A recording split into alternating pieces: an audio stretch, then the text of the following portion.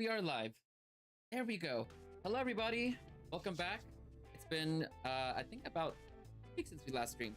Hope everyone is having a great and wonderful Sunday. I am Paladin. I'm here with a couple of friends. Ace, Dova, HZ, and Gavin. You probably have seen them on stream at various points in the past for different things. And today we're doing something that we have never done on the stream. So recently I had run a workshop that was about how to make a really good setting. And what I had put together is a series of templates in order to shortcut the amount of time that it takes to get someone from complete scratch, like no ideas, to having a really good campaign setting and story that can fit for just about any person in the TTRPG space and have it be a 12 out of 10 experience. And so, before I go on to explain more about why it's called Burger and all that, as far as like why I put this together, who am I, and why listen to me, right? Like who am I to listen to about this topic? So I put this together because out of my 11 years being a DM, 2 of those being professional DM, I realized that there's a lot of patterns in the way that people react to games and the games that I've ran. And so I wanted to shortcut the amount of time that it takes to run an exceptional game, and also like really tuning into the things that really matter whenever it comes to creating a story. And so that's what this is all about, is that I want to shortcut the amount of time that not only myself, but any game master can have for their world building and for their games. So this is going to be an ongoing project to kind of refine the process a bit. And it's going to take several iterations, probably a couple of months. And as far as how we're going to get there and like why listen to me. So I have been a DM for 11 years. And in that time, did several things like breaking a world record back in 2022. I run games professionally. I stream, make content. I publish adventures.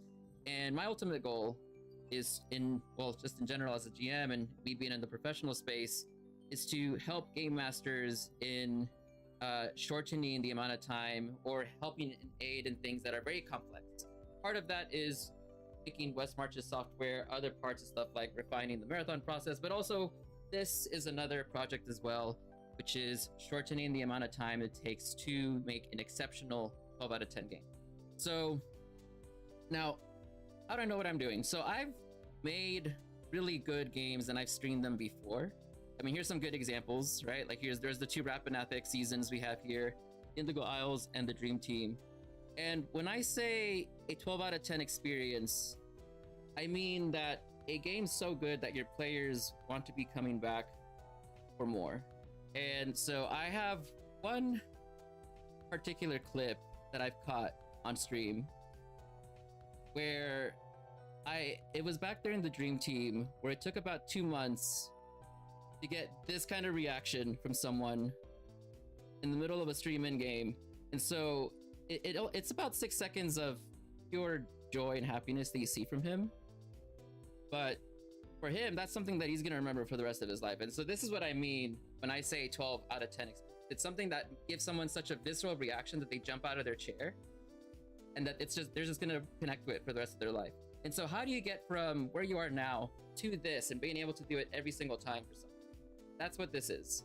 That's what this entire stream is going to be. And that's what I'm going to be helping people strive towards. And that took about 2 months to set up. It was like 2 months of very careful calculations pushing up to that point that I can get that small rise from him. And it was perfect. I really, really did enjoy it. Now these other ones, the Indigo Isles, Rapanathix, they're all different and special in their different ways. But that one clip from the Dream Team is the one pure example that I have of giving someone a game that is made exactly for them and that individual. So what are we going to do? So what we're going to do is that we're going to go through this template, which has already been refined much more than when I presented it last time. And we're going to fill it out bit by bit over the course of 3 to 4 weeks. And we're specifically going to be making this for Gavin. So Gavin is going to be the one that this world and campaign setting is going to go for, and he's going to use it for his home games, for his players. So, and then after that, after we finish this whole process, the following weekend, we will run a mini marathon where we play for about 12 hours, give or take, probably Saturday and or Sunday, either or.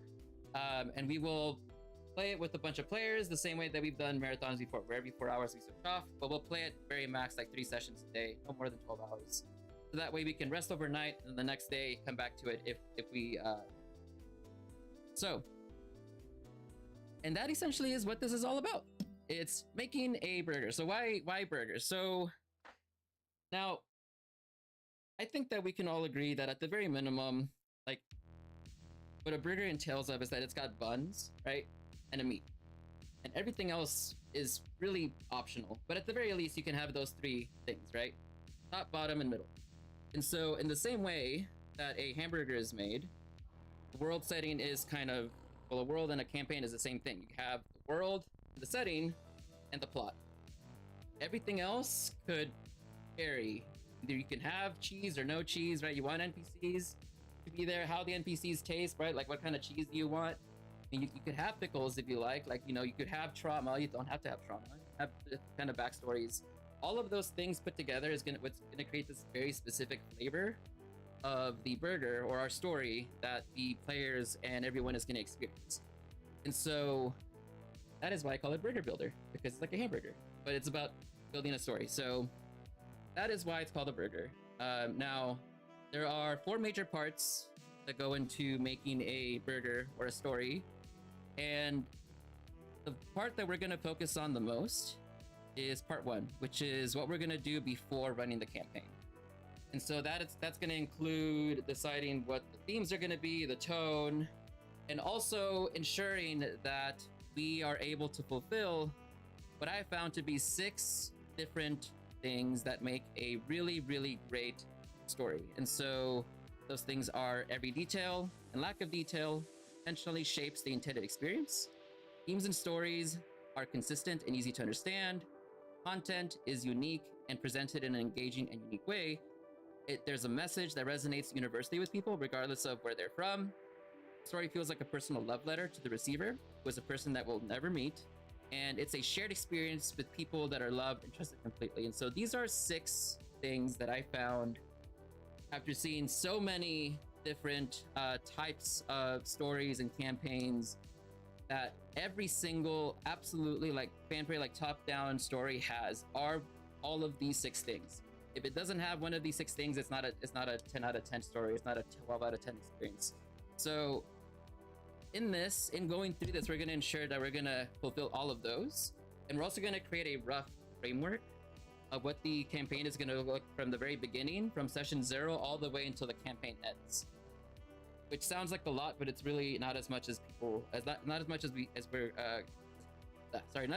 think. It's actually a lot less. And so what this is going to focus a lot more on is the experience. Everything else, the toppings, all of that can really vary, are in my opinion a bit irrelevant in some cases. And let me explain why. So imagine that we are at a restaurant, right? And we get a burger. Well, let's say that the burger tastes like absolute shit, like it's the worst burger that you've ever had in your life. If the experience and that you had at the restaurant was absolutely phenomenal, like they gave all the best service, you had an absolutely great time with people that you love, you're probably still going to give 4 or 5 stars to the restaurant, even if the food was not great. But on the flip side, if you go to a restaurant and it's got like the best burger you've ever had in your whole life, but the experience that you had was absolutely terrible, maybe you got yelled at by the waiter, you were waiting for a long time, maybe you didn't even get the right order that you wanted, then you're probably gonna give it 1 or 2 stars, even if the food is perfect. Which means what? Which means that it's more about the experience, not the game.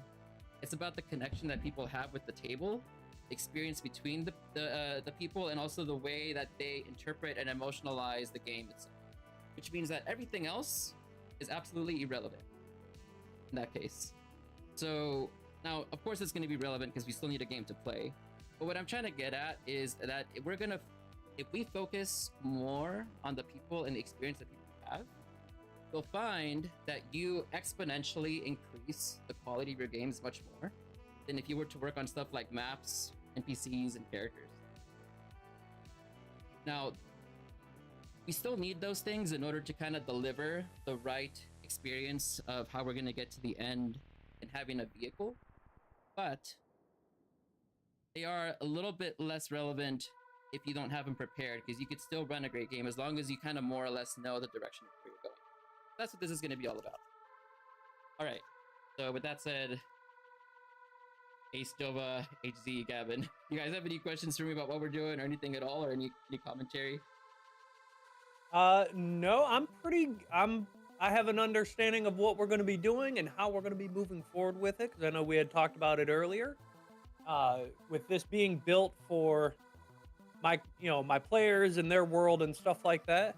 Um, However, still looking forward to getting some insight and also some shared experiences from everybody here today. And then, if they were one of the players in this world, how would they like to have an influence and change on everything that we are talking Absolutely.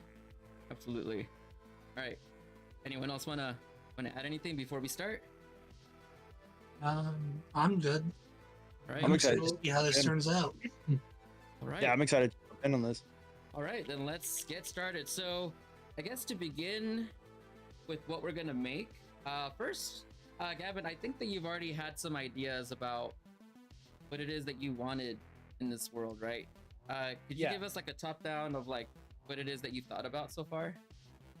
So, for the players that are in this world, they're going to be waking up, or not waking up, but coming to from leaving the jail cell. I'm not saying you committed terrible crimes. You can come up with whatever crimes that you committed. However, you're being released, you've been stripped of all your stuff, and there is currently a civil war slash revolutionary war going on. And you need to find out why the revolutionary war is going on, and then where do you play your part in this? Are we supporting the kingdom and breaking down the revolutionary side, or are we going to be playing a part of the revolutionary side and breaking down the kingdom and the noble side?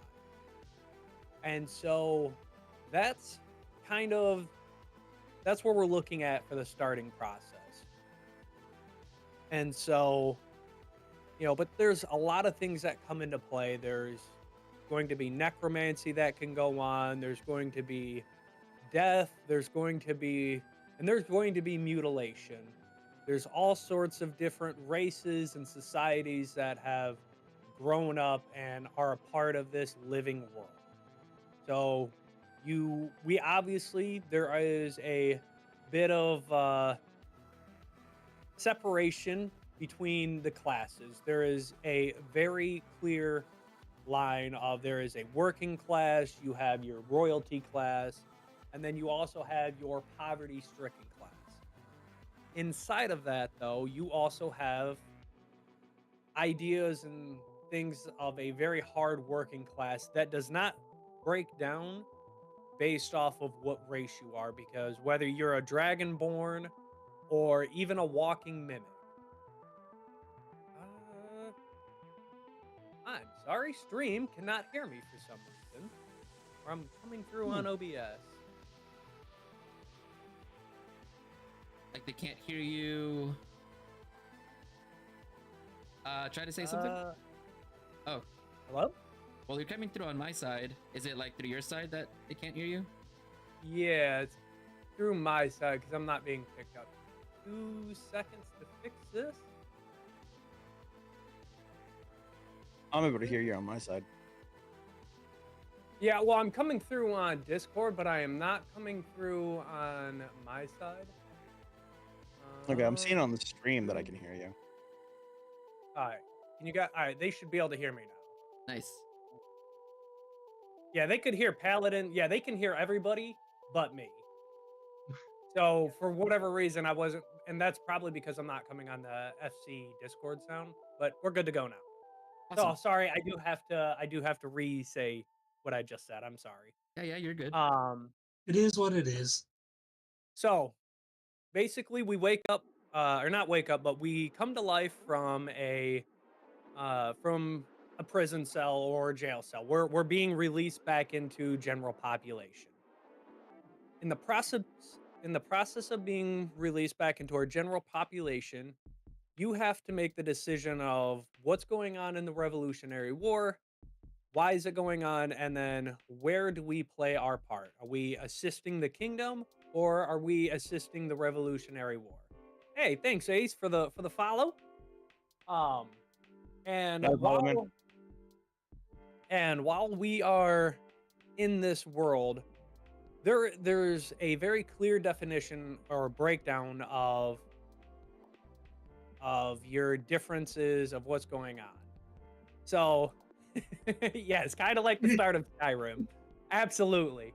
Um, but in this breakdown, you have nobles can be of any class, they can be of any race. But in the same process, you were, because the kingdom is still currently in charge. And so in this current world, if you could be a potentially a great wizard, however, you're born into a farming family in the outside portions of the kingdom of the wall. However, you still fall up under this kingdom. So all the food and everything that you guys process, whether you're wheat farmers or pig farmers, animal farmers, anything along those lines, all of that stuff is taken from you and supported into the kingdom. So that way the kingdom is supplied with everything. There is no current way of shifting out of that. You are born into that family. You're going into that career field. You are going to die into that career field. Whether you could potentially be a great wizard. However, you don't have access to go to a wizard school because of the current systems that are in play. So that would be breaking into trying to build up the revolutionary side to grant access so that way everybody has equal access to all the resources. Because as it's currently standing, that's not how things are. If you're born into nobility, you live in nobility and you will die in nobility. If you're born into stricken poverty, that's unfortunately where you live, die, and everything happens. However, with the Revolutionary War, changes are afoot. Things are going to happen where you, as the player, are going to have to make decisions that affect the outcomes of war. And so that's where it's really nice inside of this storyline is you're going to have a level of being wanted. And so you can be wanted by the revolutionary side where they eventually put out a hit to take you out because you've infiltrated their system and tore them down. However, on the flip side, it also goes in play for the kingdom side as well. If you're working with the revolutionary side, at some point in line or at some point down this line, you're going to be wanted by the kingdom. And then at that point in time, you can no longer take on quests that would affect or that would give you insight onto working with the kingdom side. At some point in time, you've either done enough damage to one of the two sides where you're where you're going to be stuck working under that regime.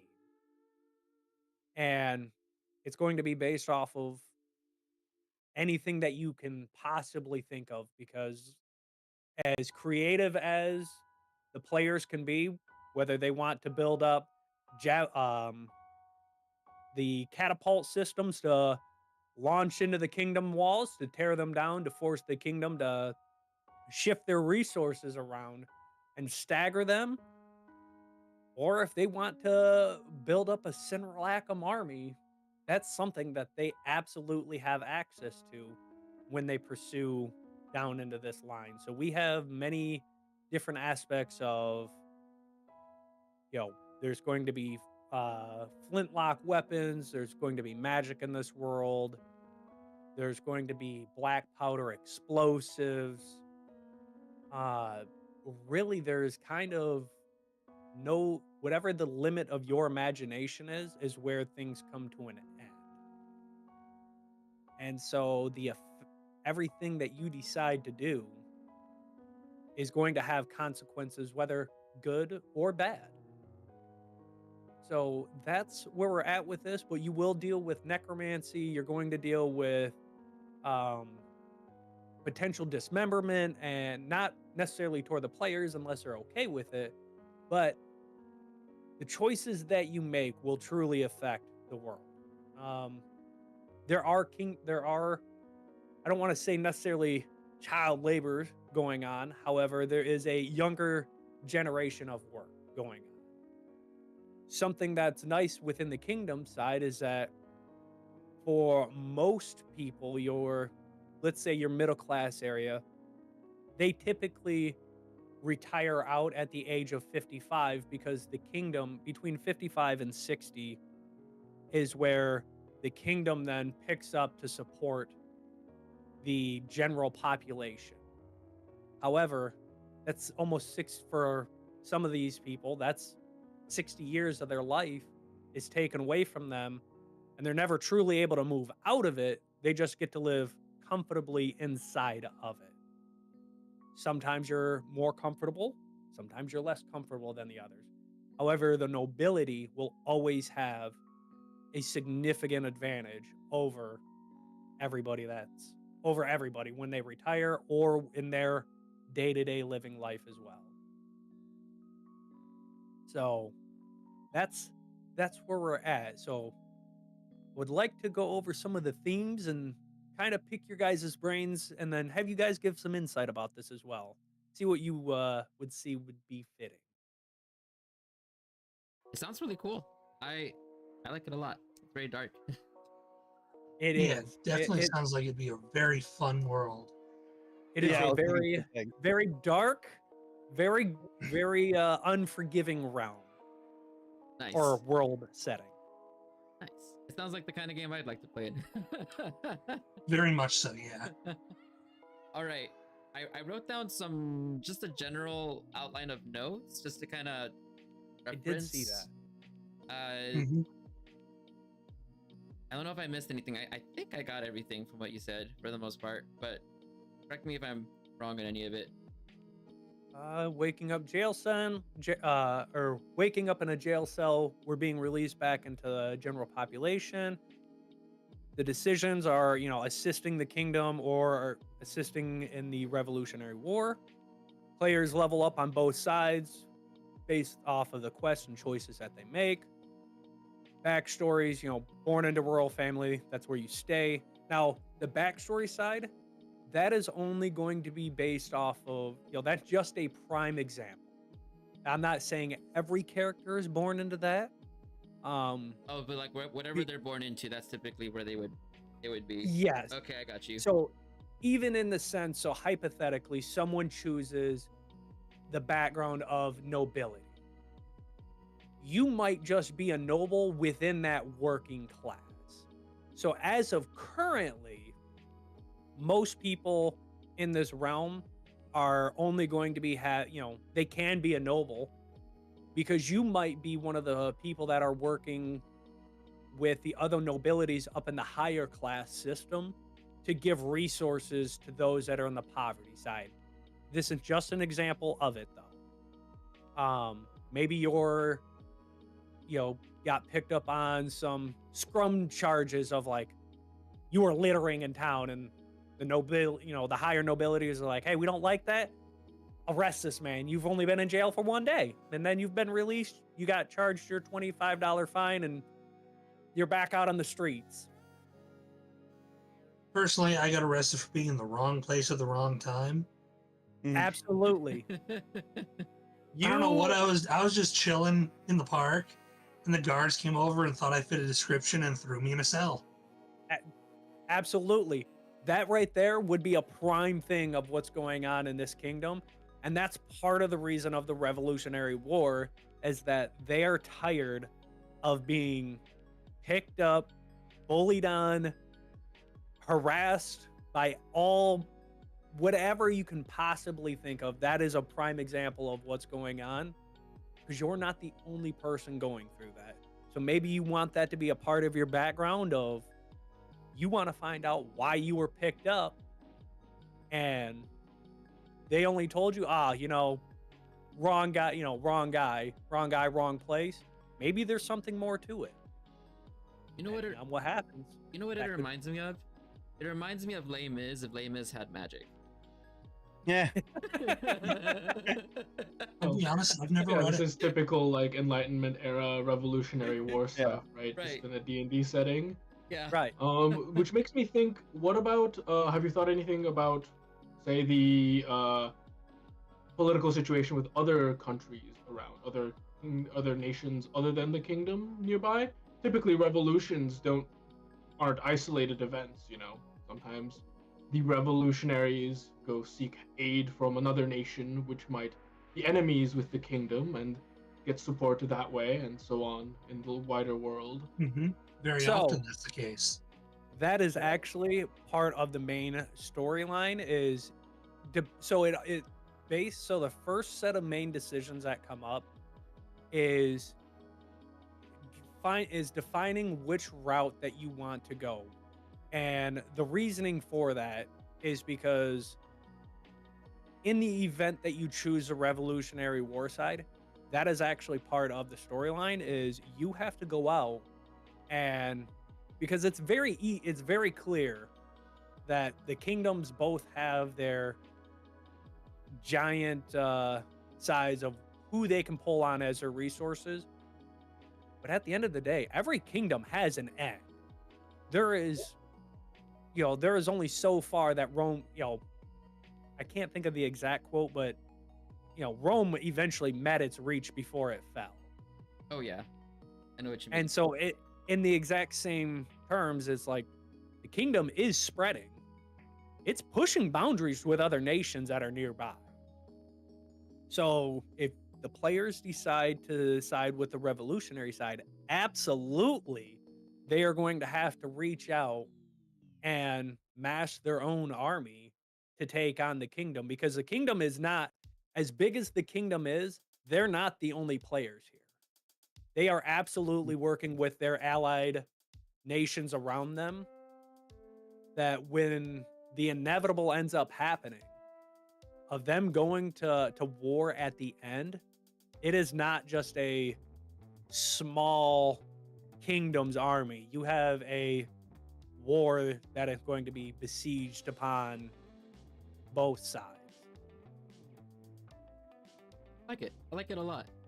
It sounds like a really good story of like getting out of a situation that's not ideal for anybody, but also just all the strife, like Right. all that struggle to get through that. Mm-hmm. Okay, That was a great insight and great question. Thank you. so for this first part, now this first part alone, it's gonna be more Gavin, but then after that, we'll start filling it in more as a group. So Yeah.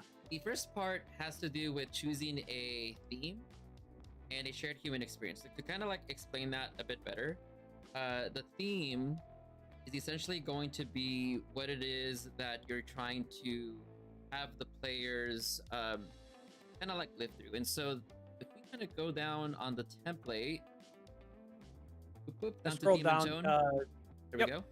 Now, there are a lot of different types of themes that you can have for a game. For example, I put a ton here, like heroic, empowered, vulnerable, triumphant.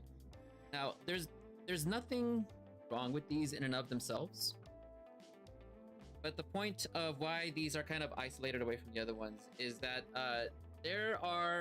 these themes on this list are not liked by one generation or other, whether it's Gen X, Gen Zs, or Millennials, for one reason or another. And so for that's why they're kind of put on a short list of like, yes, we could choose from these, but if you're trying to get like a wide scope of what's going to probably have the highest chance for success, I have found that these 5 down here are the themes that all generations in today's modern day tend to like bring for different reasons. Even for like each one of these for the different generations, that's achievement and growth, hope and redemption, curiosity and discovery, fear and suspense, and freedom and autonomy. And so that doesn't mean that we can't use one of these, but there are limitations to how far you can create a game with only using one or even like 2 of these. So now, that shouldn't be on there. Oops. Like for example, isolation and loneliness. Like, it doesn't really make a good resonating story if you're only talking about how we're isolated and lonely all the time. have nowhere to grow from there. But the stories that people really tend to resonate with are stories that have periods of fluctuation where you have somewhere to go from there. They're going up, going down. Where there is a bit of the hero's journey where you're having some chance for failure, and then also having to succeed eventually. And also ones that have the possibility to have really dynamic narrative stories. So things like hope and redemption, or having to free people like freedom and autonomy. Fear and suspense is also like in modern day because of the way that it provides situations where people feel very much like they're having to overcome this great challenge. That challenge, of course, being whatever the situation might be. So those are the 5 ones that we have to essentially choose from. And typically, like most campaigns tend to have like 2, maybe 3.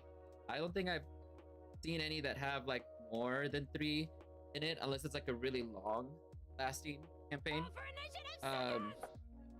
But for what we're trying to do here, I guess the goal is going to be to make like just one story, like one quest out of that entire storyline.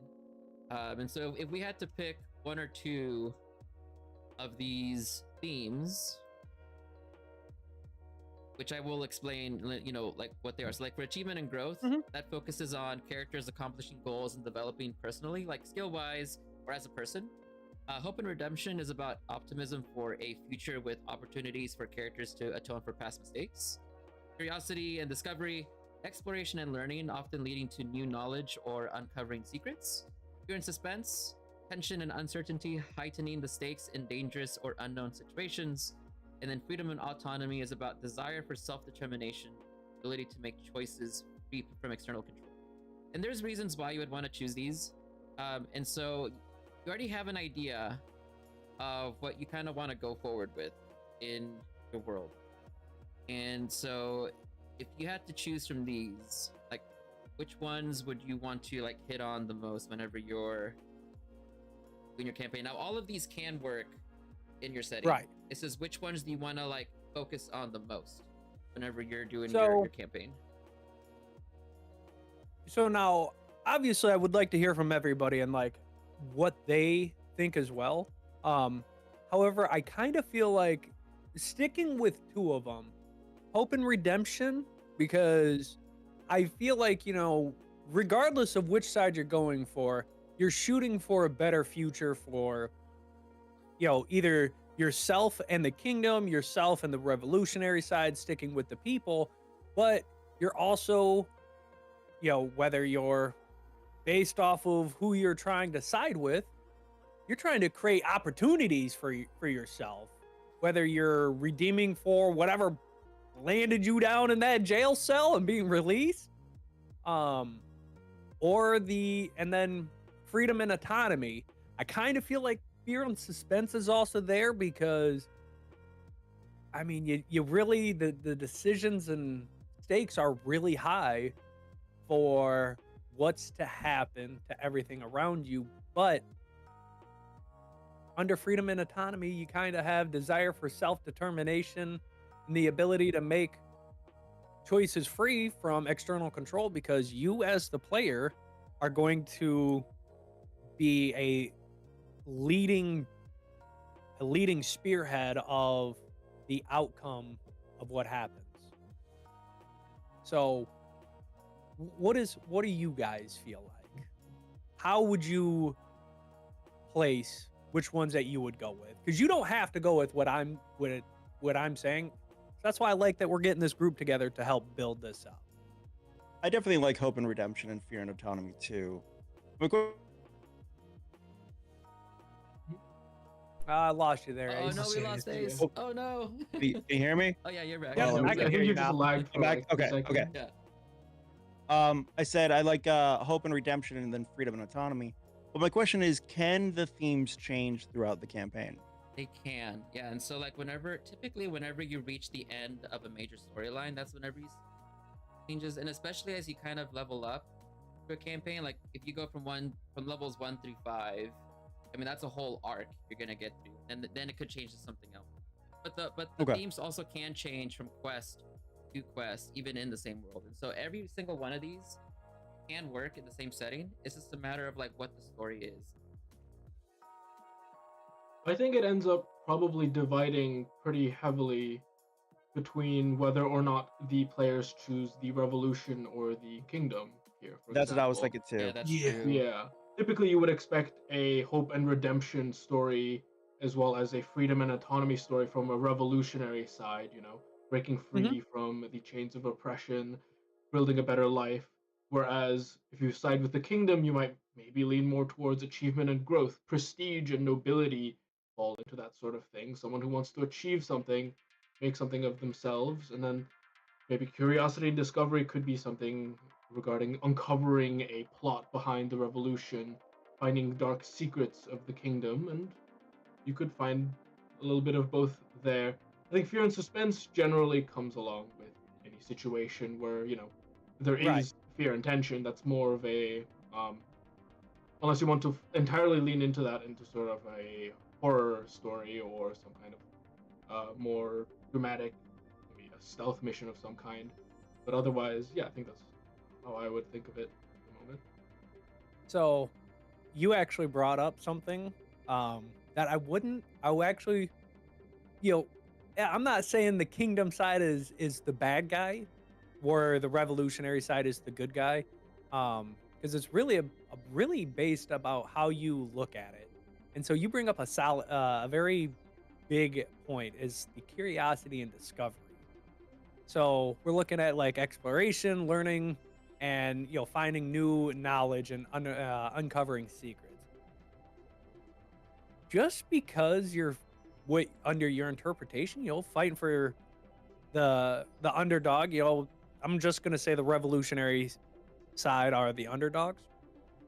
You still have to find out the secrets. Like there might be a good reason why the kingdom runs in a certain way, and whether those are dark secrets that they've locked away because they feel like those are meant to be sealed so that way there's not the burdensome that comes with the lack of knowledge, because I think the saying is ignorance is bliss, and sometimes you don't want the mass majority to know of underground markets, seals, or markets and secrets because of what they can actually uncover and release onto everybody. Um, but yeah, that brings out a very solid point. Mm. With the Yeah, I could. with the Go ahead, curiosity and Alan. discovery, it tends to be more things like having to go abroad. Like if you're in a West Marches, you're not necessarily, you don't know what's out there. So it's like, oh well, let's go in that direction and see what we can find, or like going out on the ocean and finding like treasure. It can include like I guess I can't. I guess it could also include stuff like in a like city sense, like having to go around and discover all these things in an Mhm. open setting. You're trying to like find just what the city is about and just kind of going here and there. I could also see it in this particular setting being about, for example, technological discovery. This is during the Enlightenment era.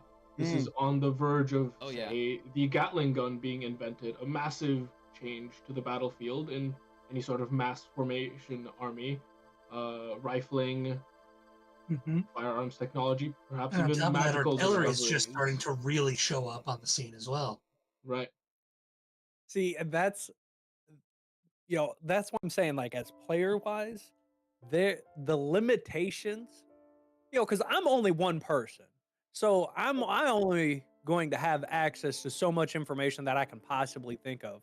But that you guys actually brought up a good point there, like the Gatling coming into formation, like that might be something that the kingdom keeps to themselves, where they don't necessarily think of bombs and explosives and stuff like that. Maybe they have.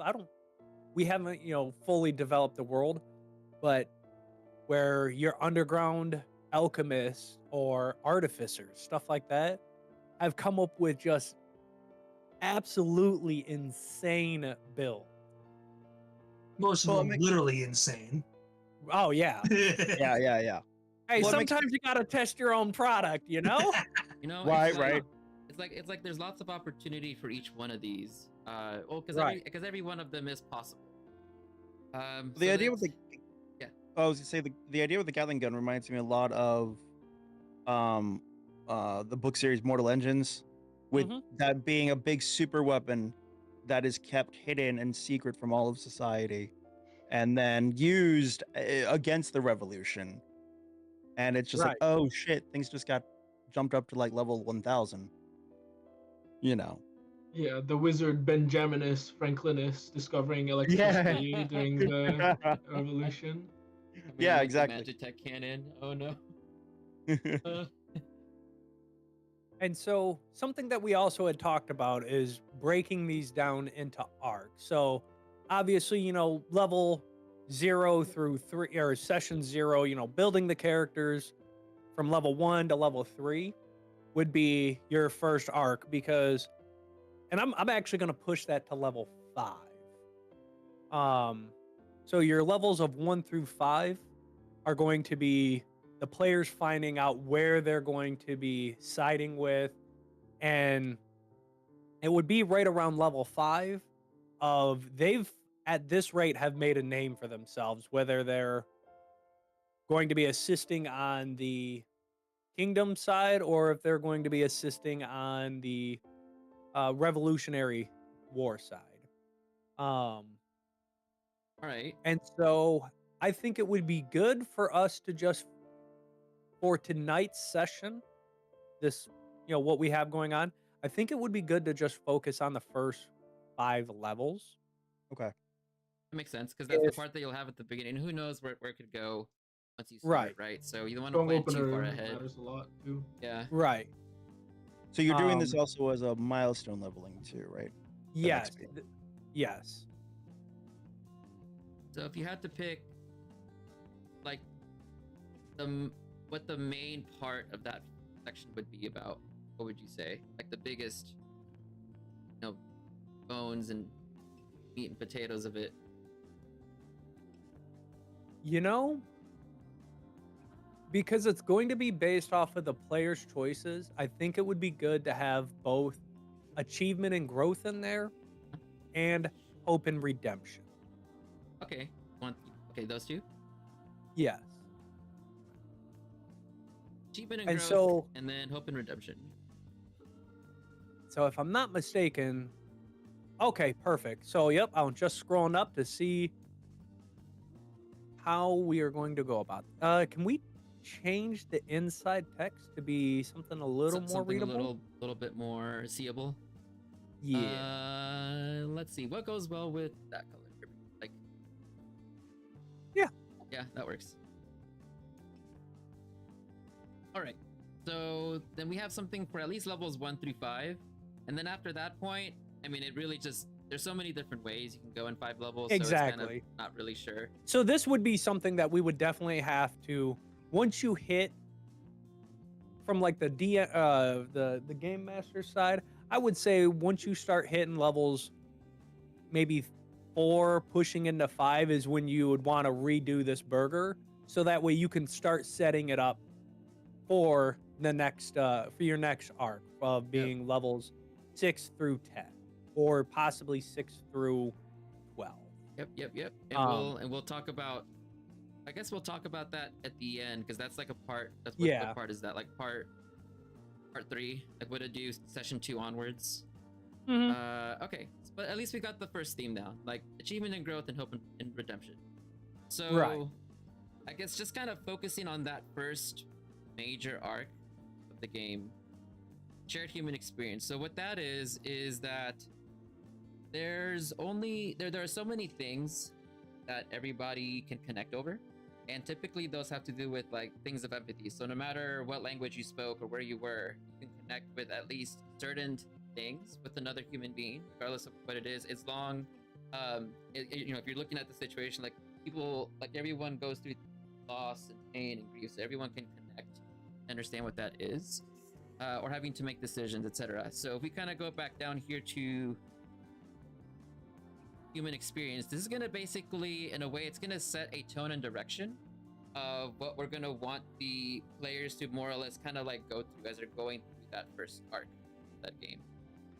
So you can have, well, you can have many of them, but trying to at least kind of focus on like 2, no more than 3 at the very least, because an arc can be very big. But Right. these are going to be like the major pieces of what we're going to experience kind of like going through that world and what they're going to be ending with as part of their main story, that first part. And, So if you're looking at it, to explain it a bit better, you have the themes up here at the very top of what the human experiences can be. And there's 2 versions of it. There's a version of whenever you amplify more of it, and there's a suppressing and removing of it. And so like all people experience love, loss, joy, and pain. But what happens if you add more of that into a situation? Then you have things like, you know, like someone died, going to a funeral, or like falling in love, right? So like that's like an amplification of feelings. Or what if you had completely remove emotions? So now you have like robots, like people that have masks on. You can't even tell what it is that they're feeling. There's a complete loss of emotion. And so that's basically what you have kind of going down the line.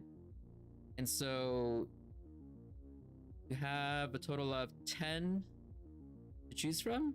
And typically the ones that you want to choose are the ones that are gonna kind of like make sense with the direction you want to take of the story and how you want to express it. So what would you kind of go on here? So, which by the way, the under the all people experience love, loss, and joy and pain. Yes. The removal of isolation. When you talked about mask, remind me of the game called I think it's We the Many Few, or We the Many. If anybody's played it, yes, We Happy Few. I was thinking the same thing. Ah, that's such a good game because it does hit such a hard value of, you blend in with everybody else or do you break away? Yeah. Oh man. All right, so you got the power. So the power of choice. People make choices that define their path in relationships. I feel like that is kind of a core concept of going on here because as the players, you need to make choices. And so you're going to be making critical decisions that are going to have big consequences. Dealing with inevitably becoming a spearhead of, you know, either side that you go with, I feel like that is kind of a very key one going on here. How do you guys feel about that? Because I do see where it says it limits the choice and help limit of, or limited choices. Because at the very start of the game, you have a lot of decisions to make, especially levels 1 through 5. But as you continue down that path, it definitely does start to limit off because you inevitably pick which side of the war you're going to be standing on. Let me ask this. What stage is the revolution at? Are we talking whispers of the revolution starting? Or is it a moment when the characters in the jail cell and there's a rebellion group that blows off the wall of the jail and the prisoners are now free and it's part of the revolution? Is the war already happening or is it just starting to be written? So the walls aren't being blown up because the players are very clearly let go. There have been whispers of a revolutionary war going on. The kingdom is aware that there is an uprising and a coup that's already in the motions. They don't know who, they don't know where, but they are very they know that there is something going on. They don't know how yet. The investigation has already started for it though. But there hasn't been any actual like physical fighting, butting heads. It's more like behind the scenes stuff.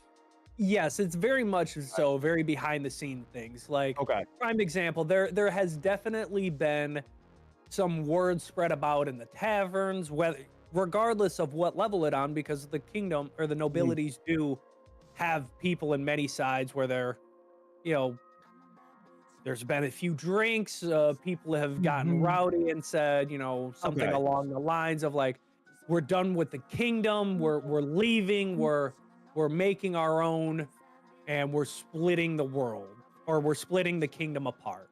Yeah. So So very, And very much we're like a aware. whisper here, a rumor there, a bet Exactly. edged right, one right. way or the other. And you've got Um, that politician standing up there going, nothing to worry about. All these stuff is just Everything's under nonsense. control. Yeah. oh, absolutely. Yeah. There, Okay. there is no, you know, the people are at ease, the people are happy. There is no war in Bossing Say. Yeah, Exactly.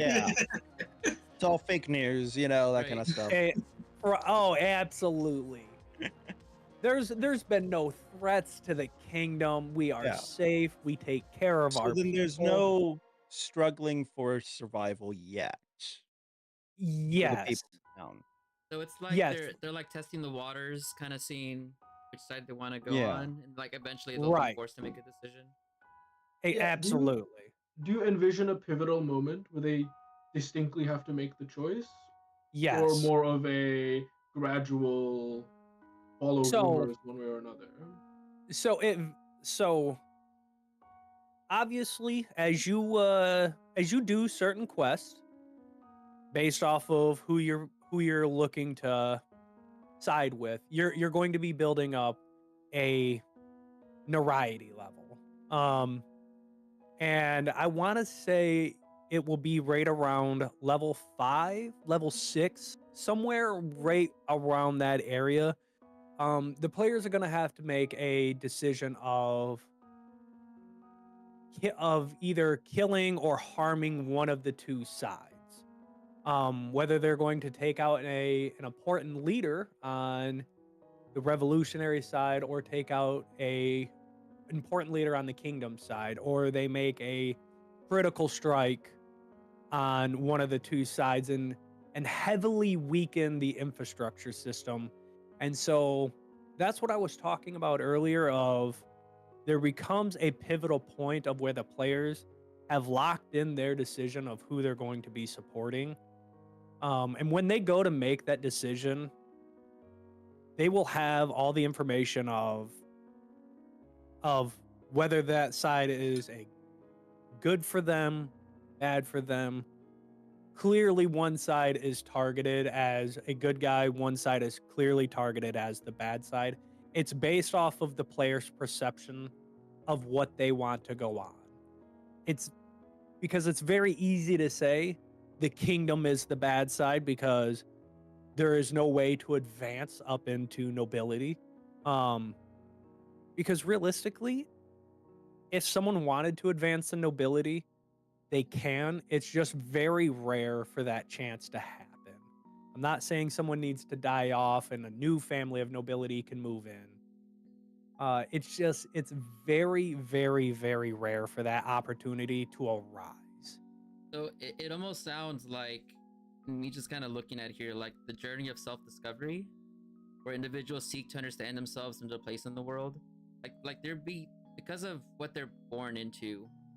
Mm-hmm. They can't, like, yeah, I want to go be a mathematician, but I can't because society won't let me. So like they're being Right. suppressed into fitting into a certain role, and they have to fight against that every step of the way.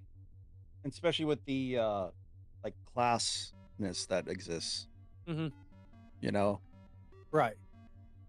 Because there is very much a class system where there's not necessarily a race system, because within all the different class systems, whatever race is possibly there's a representation on across the board.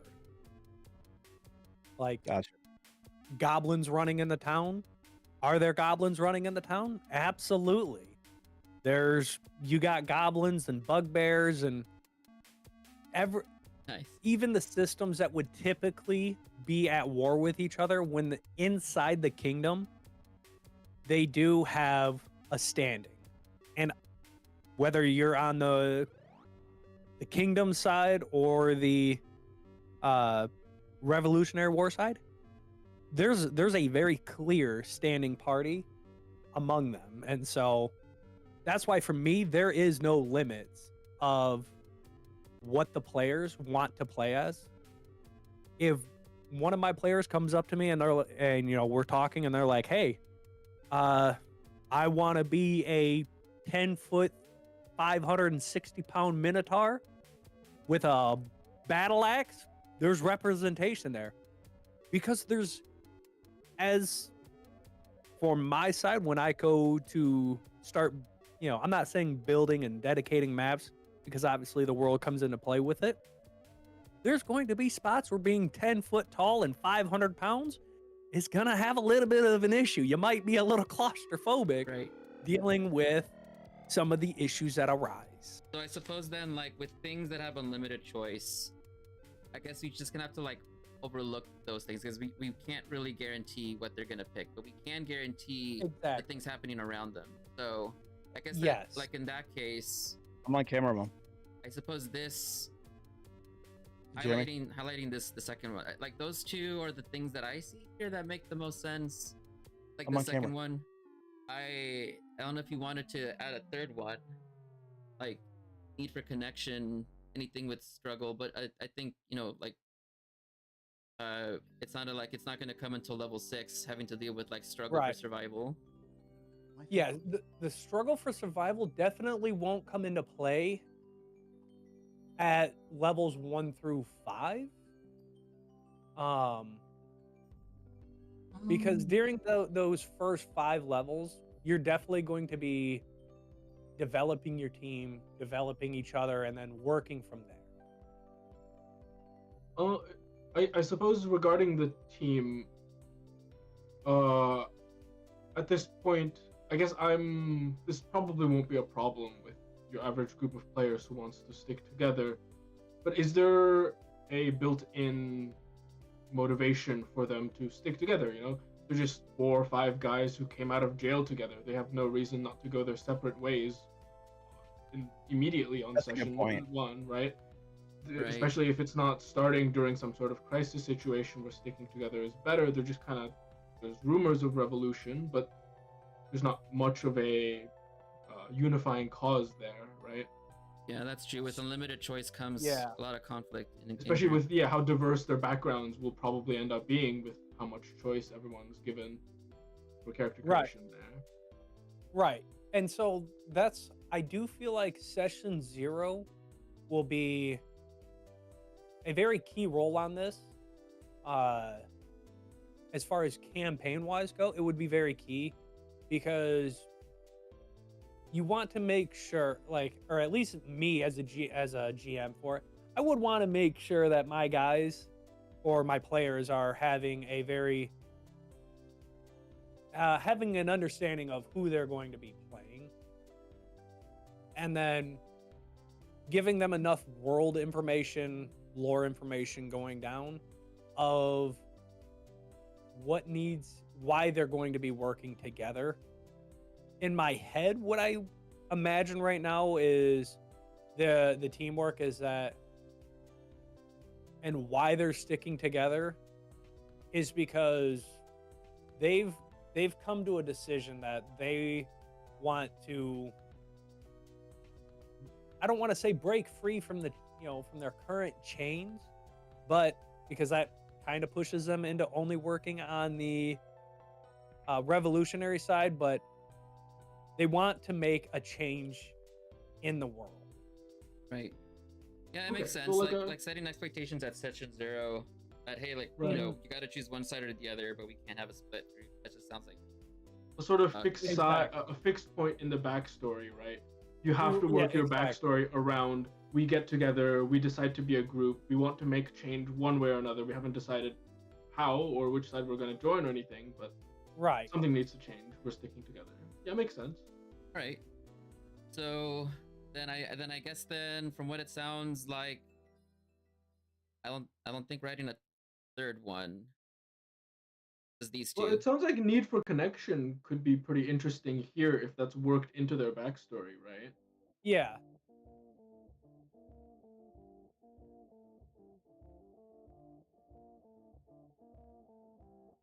And so ideally, what I will say is session 0 is basically going to be, like your initial start of any, open world game.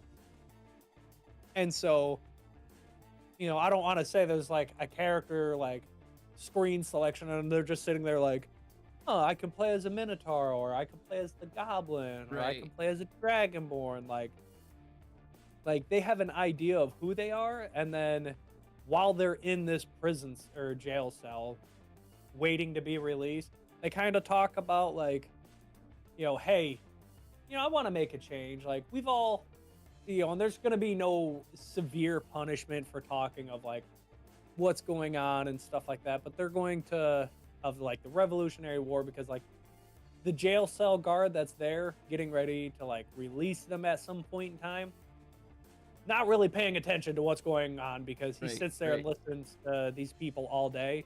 But it gives the players the opportunity to, what have you heard about Right, yeah. the Well, I guess from what it sounds like, they're gonna have to choose between both sides. We don't know what they're gonna choose, which means Right. having to prepare both. But like, well, we don't know what they're gonna choose. So let's go with the things that we do know, right? Like, so the things that we do know is that they have to make a choice.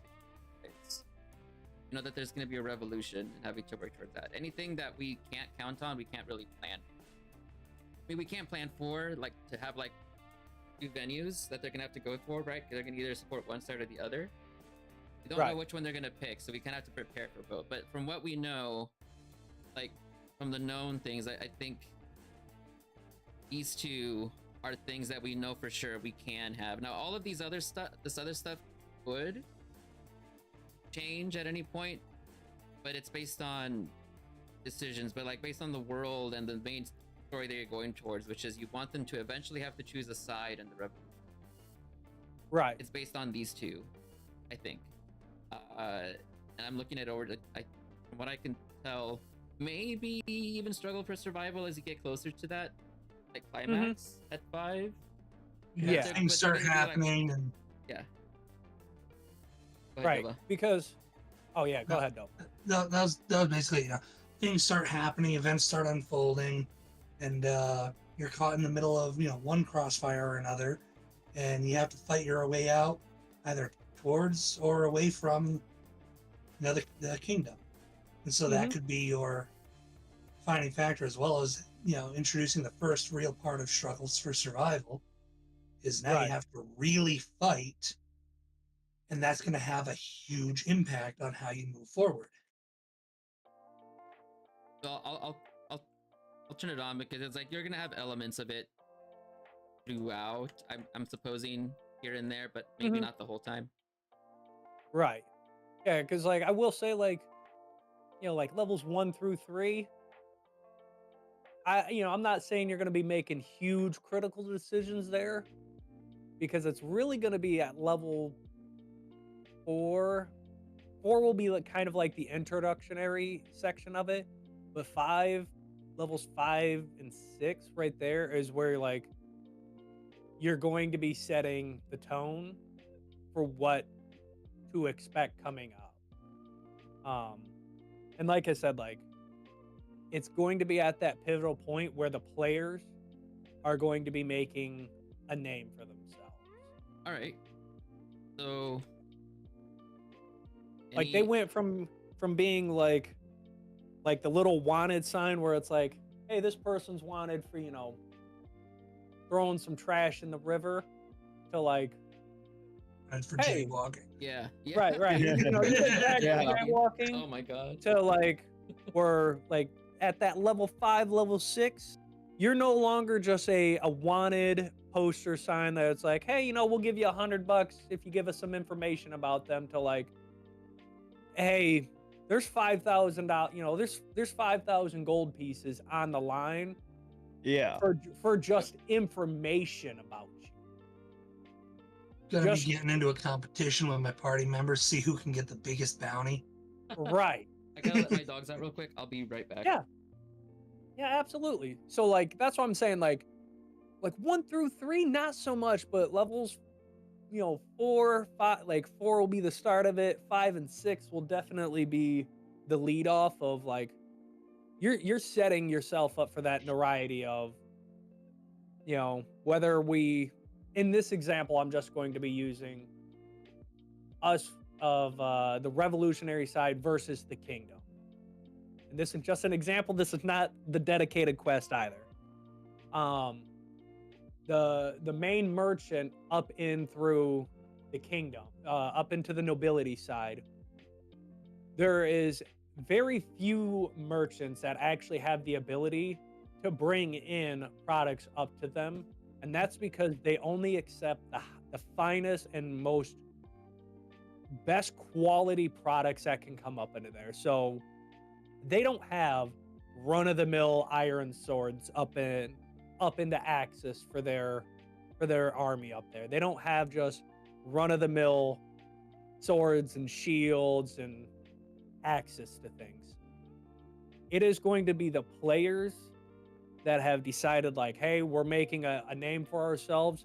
We are going to be kidnapping this merchant, and this merchant, we are going to be extracting information out of him. We want to know the guards, how the guards interact with him.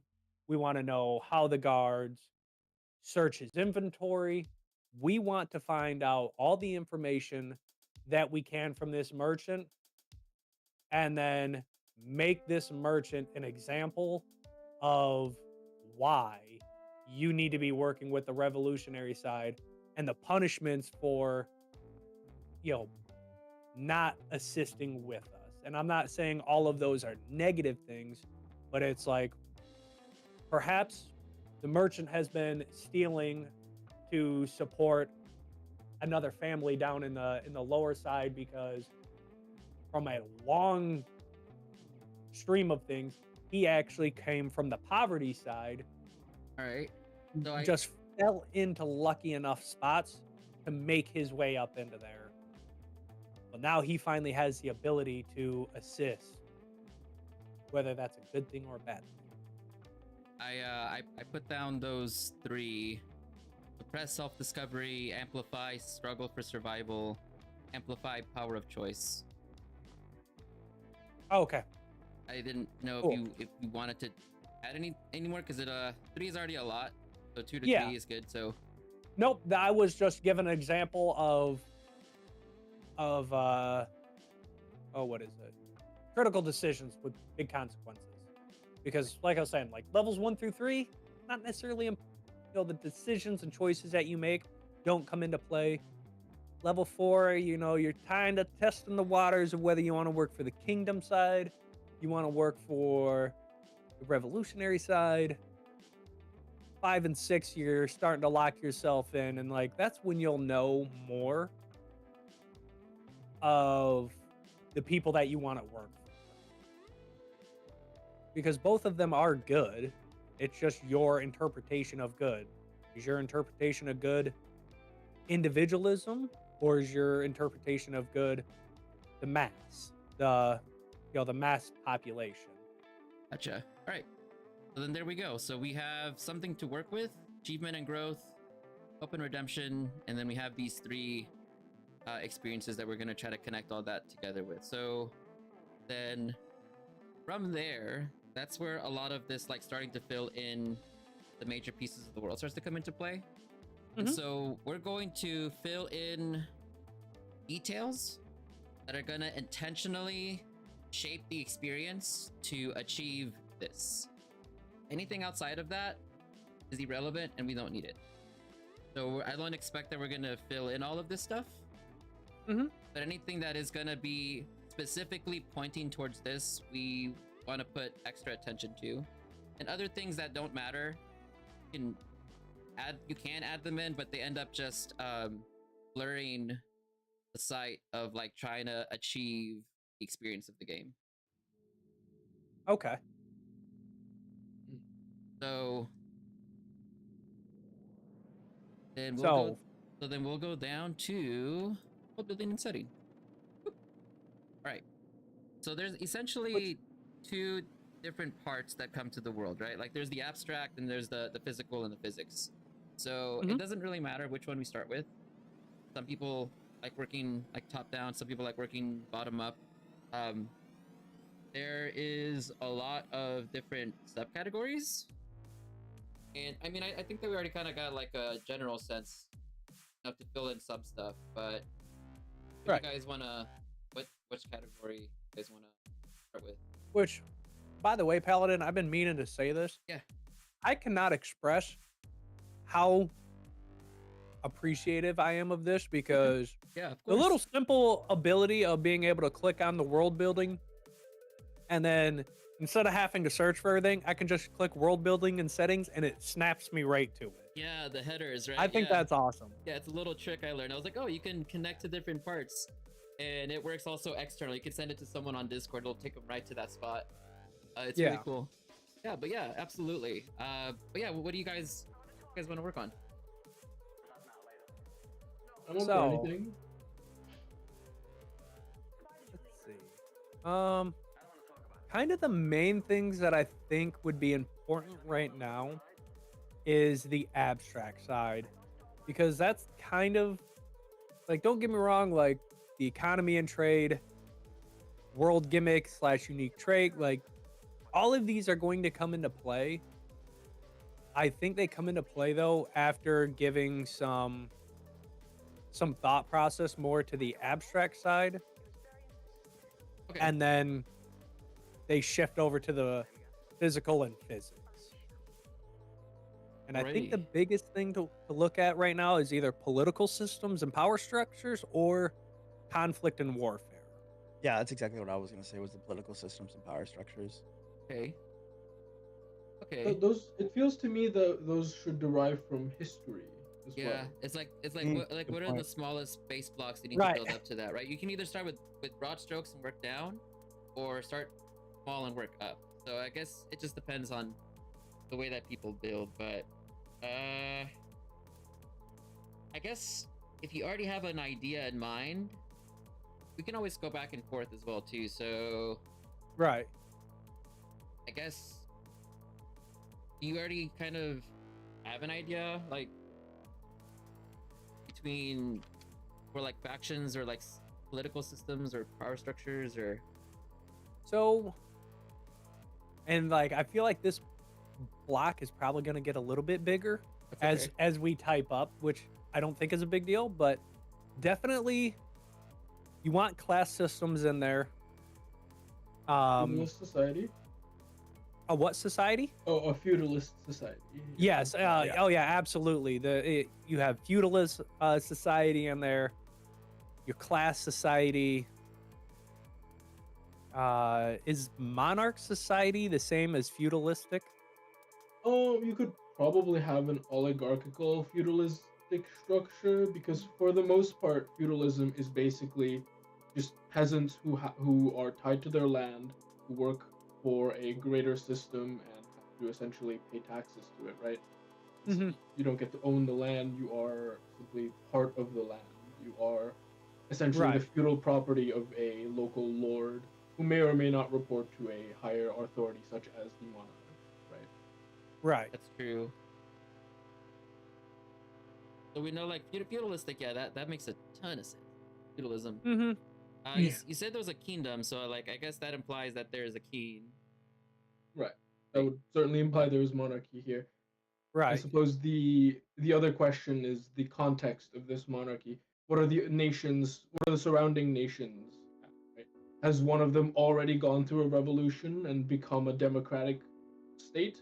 Has another one perhaps embraced a more what's it called, a parliamentary government where there is a semi-democratic body underneath the king who has some regulatory powers, etc. Right? Like, what's the context Right. in the surrounding nations? Oh, okay. That is actually all great things. So,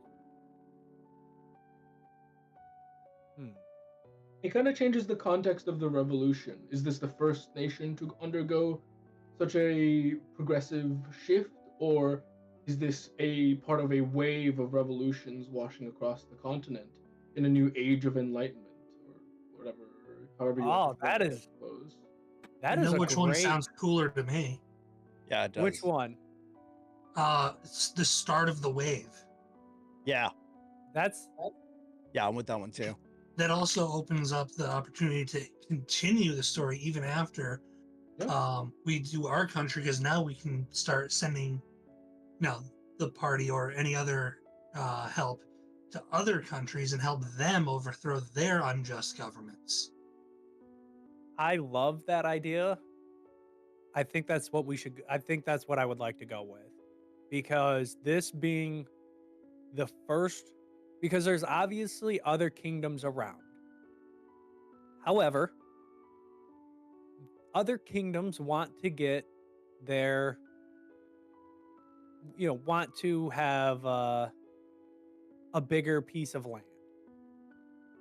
So I think that makes for a great push of it, with this being the initial one, where, in the event that I just want to use the revolutionary side right now as kind of like a focus. I'm not saying that's where they're going to be, but just as this example, because we talked about it earlier.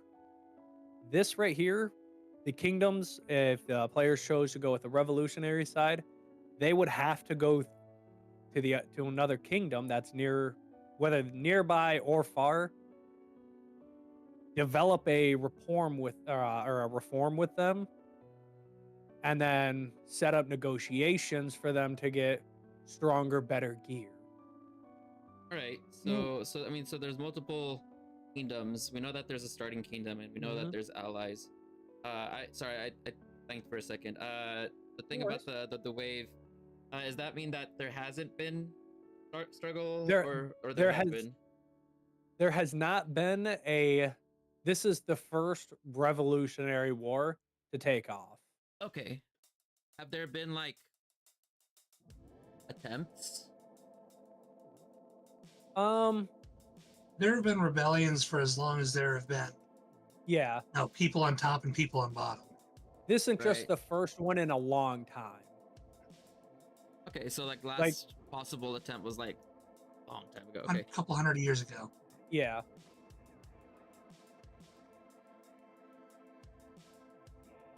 Long enough ago that even with the long-lived races, it's faded out of living memory.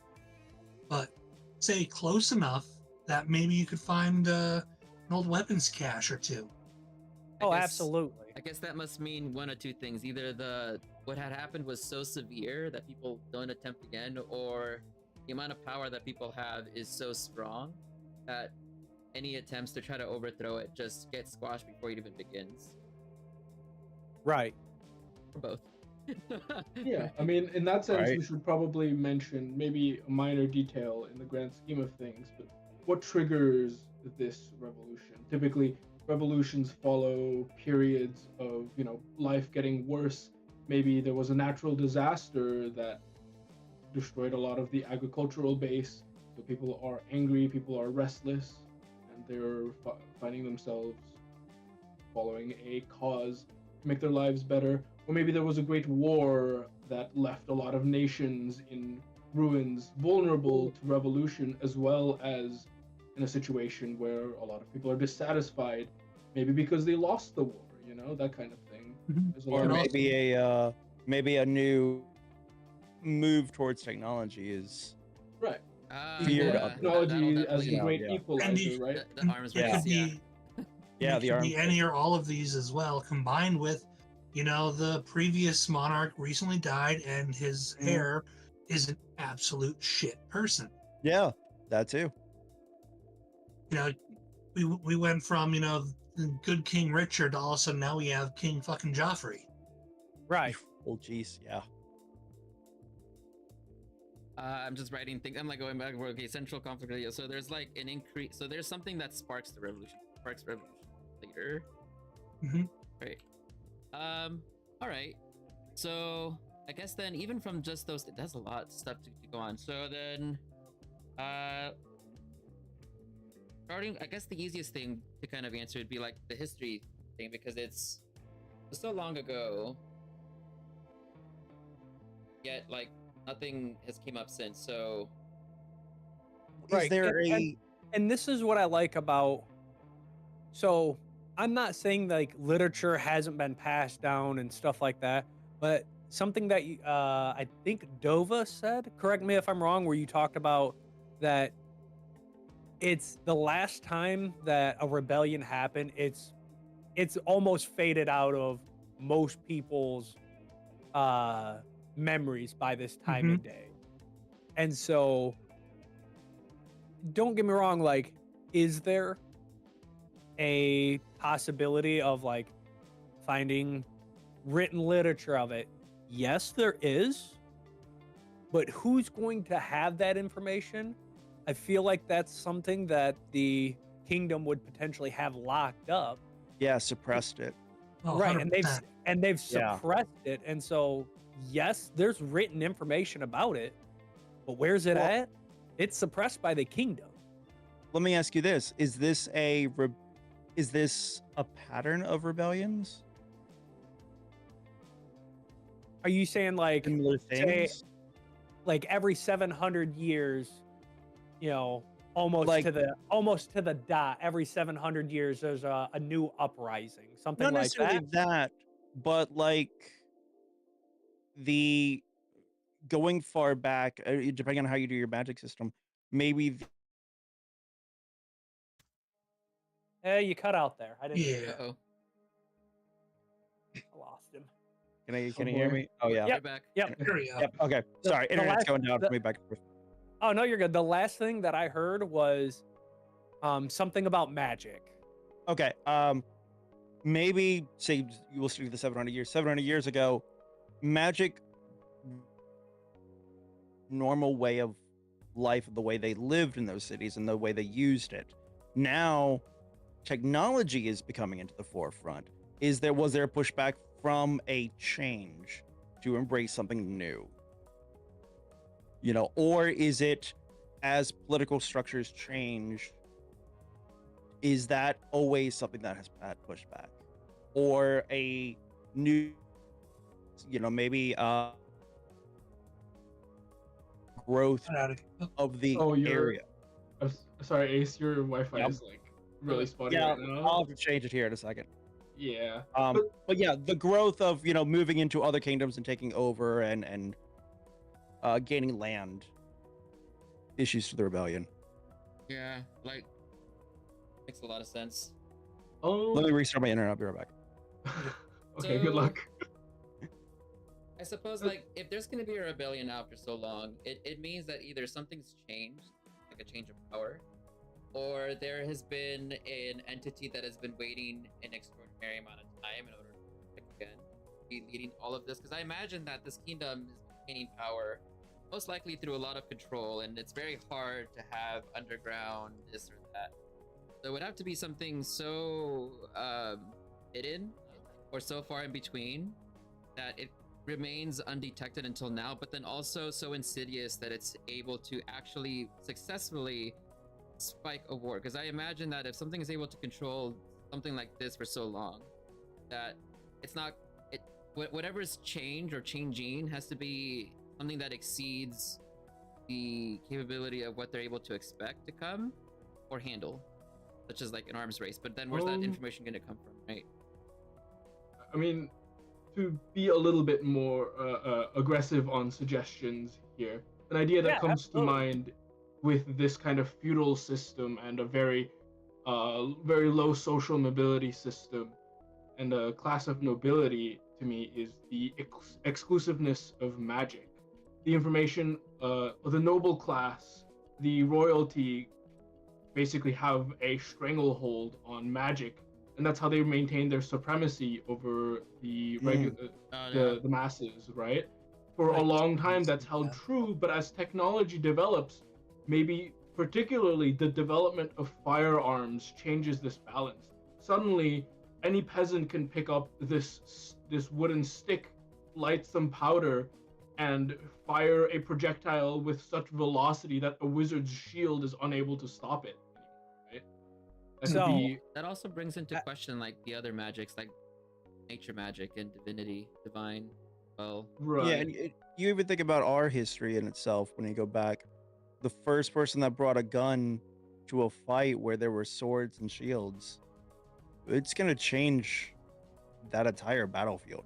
That's true. In that moment, you know. So I think in this world, I think that something that would be unique in with it is artificers are starting to come to where they're a bit more of a, I don't want to say they're unique in the situation, but in actuality, they're kind of like the artificers are no longer just like a noble class of people, in the sense, because they are literally the first lines, because like we are talking about working in the realms of flintlocks, black powder, and magical powder in that sense.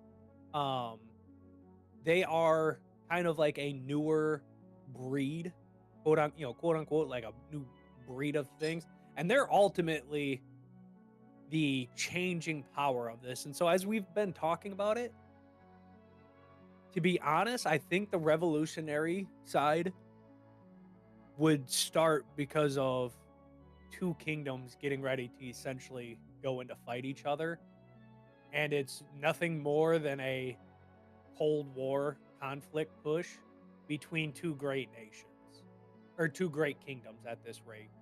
And so you have one kingdom pushing supplies to the Revolutionary War side, and then so that way, like basically, like they're trying to take down their enemy kingdom by supplying things to the people beneath, so that way there could be dissent and chaos. Right. I see what you mean. And so, kind of, with technology increasing, this main kingdom has been because they've locked off the resources. So, like, being a wizard or being a sorcerer and stuff like that, you never truly had great access to it unless you were in the high kingdom nobility side. Where have I heard And this so, story? It kind of reminds me of Arcane, right? Like the League of Legends series, right? So, okay. I've never seen Arcane, but if that's what I'm describing, Yeah, I absolutely love it. Basically, there's a bunch of people that are in an under society. The problem with them is that they don't work well together. Like they're very much like a bunch of like rogues and like people that are like of the underworld, and they don't like the people of the upper world, which is like this very uppity society that has a ton of magic. And that there's starting to be increases in technology. There's at the end that technology gets handed well, not intentionally, but it gets into the control of like one of the characters, which is from the underside, and at the end like throws a nuke at the giant council building that I remember. So Okay. very intense. It's really good. It's a really good series. I would definitely watch it. I'm not gonna say like that's exactly what happens at the end, but in a long run of things, depending on whichever route the players decide to go, there will be massive explosions. Well, many people hurt, families separated. Listen, as long as I get my explosions and my magitech, I am good. So I suppose we. Absolutely. I suppose we need to set up enough of the environment that we're gonna want things to naturally come out for them to have revolution, right? So, I guess if there's gonna be like an arms race between two kingdoms, so that kind of implies that, of course, that there's dissent or even like disagreement or like tension between things around the world for people to worry, which suggests that there might have been other events occurring before between kingdoms, potentially, to even get up to that point. Okay. So, because there's been an attempt, there's been an attempt for a power struggle before, or at least a rebellion, right? Yeah. So then if it's gonna be a basis of like, well, basically like a tale of two cities, then there has to be, I guess, a little bit more definition of what could have maybe happened up to I that guess, point. yeah, on that point, what is the scale that we're dealing?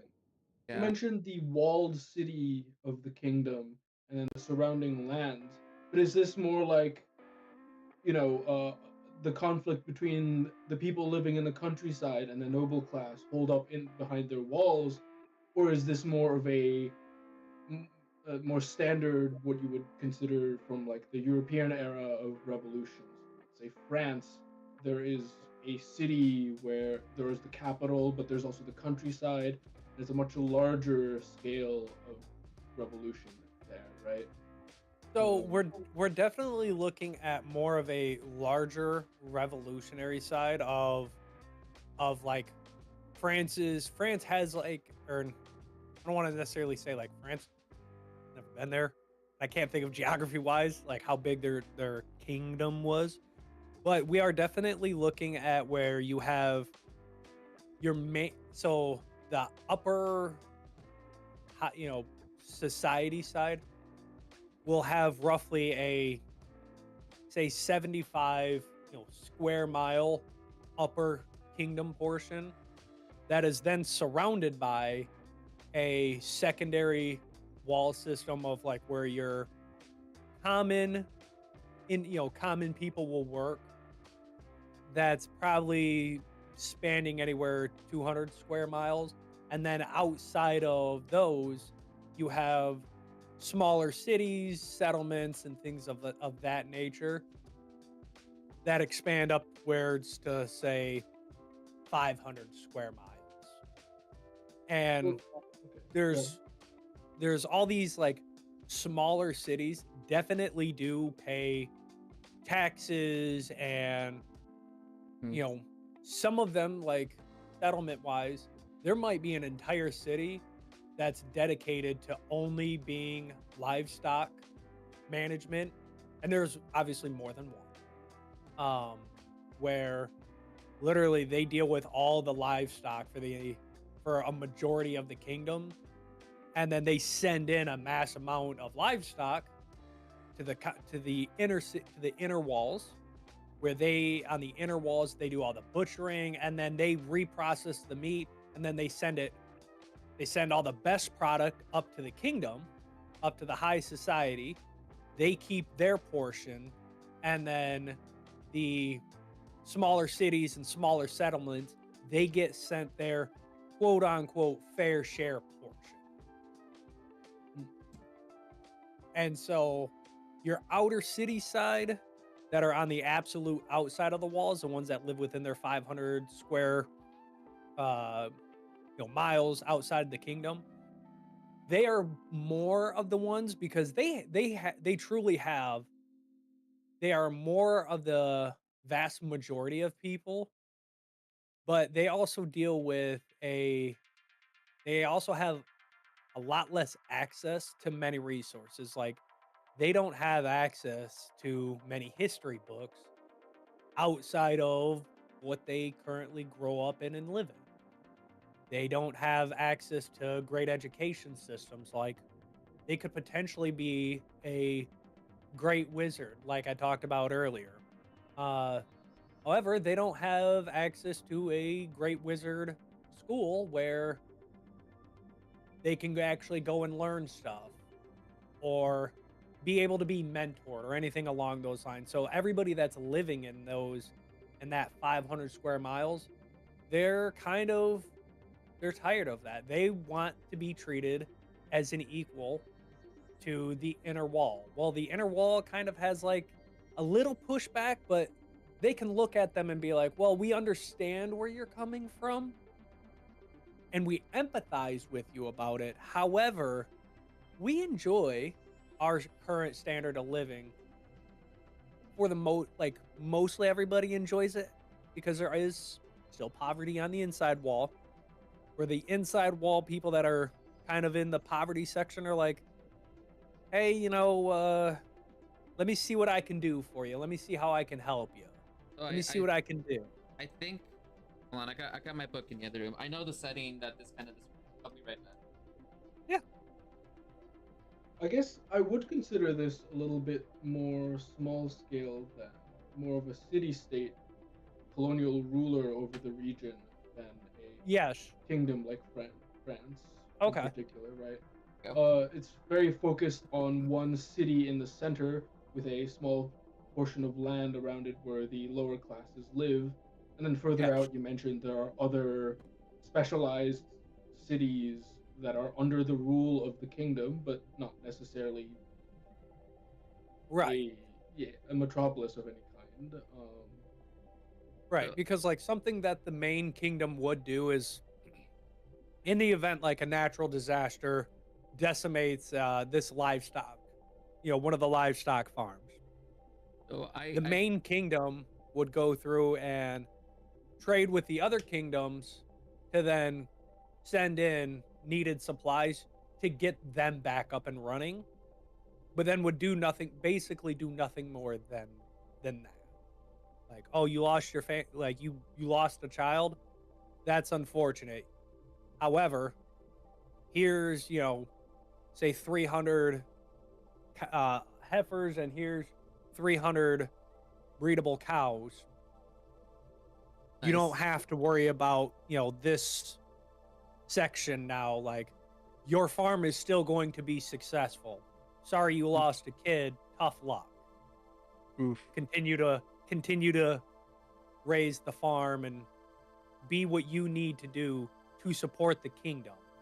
And then they would give like that morale speech of like, we're sorry you lost someone. However, if you fail to do your duties, the kingdom and all will also fail. So we need you to be strong in these trying times.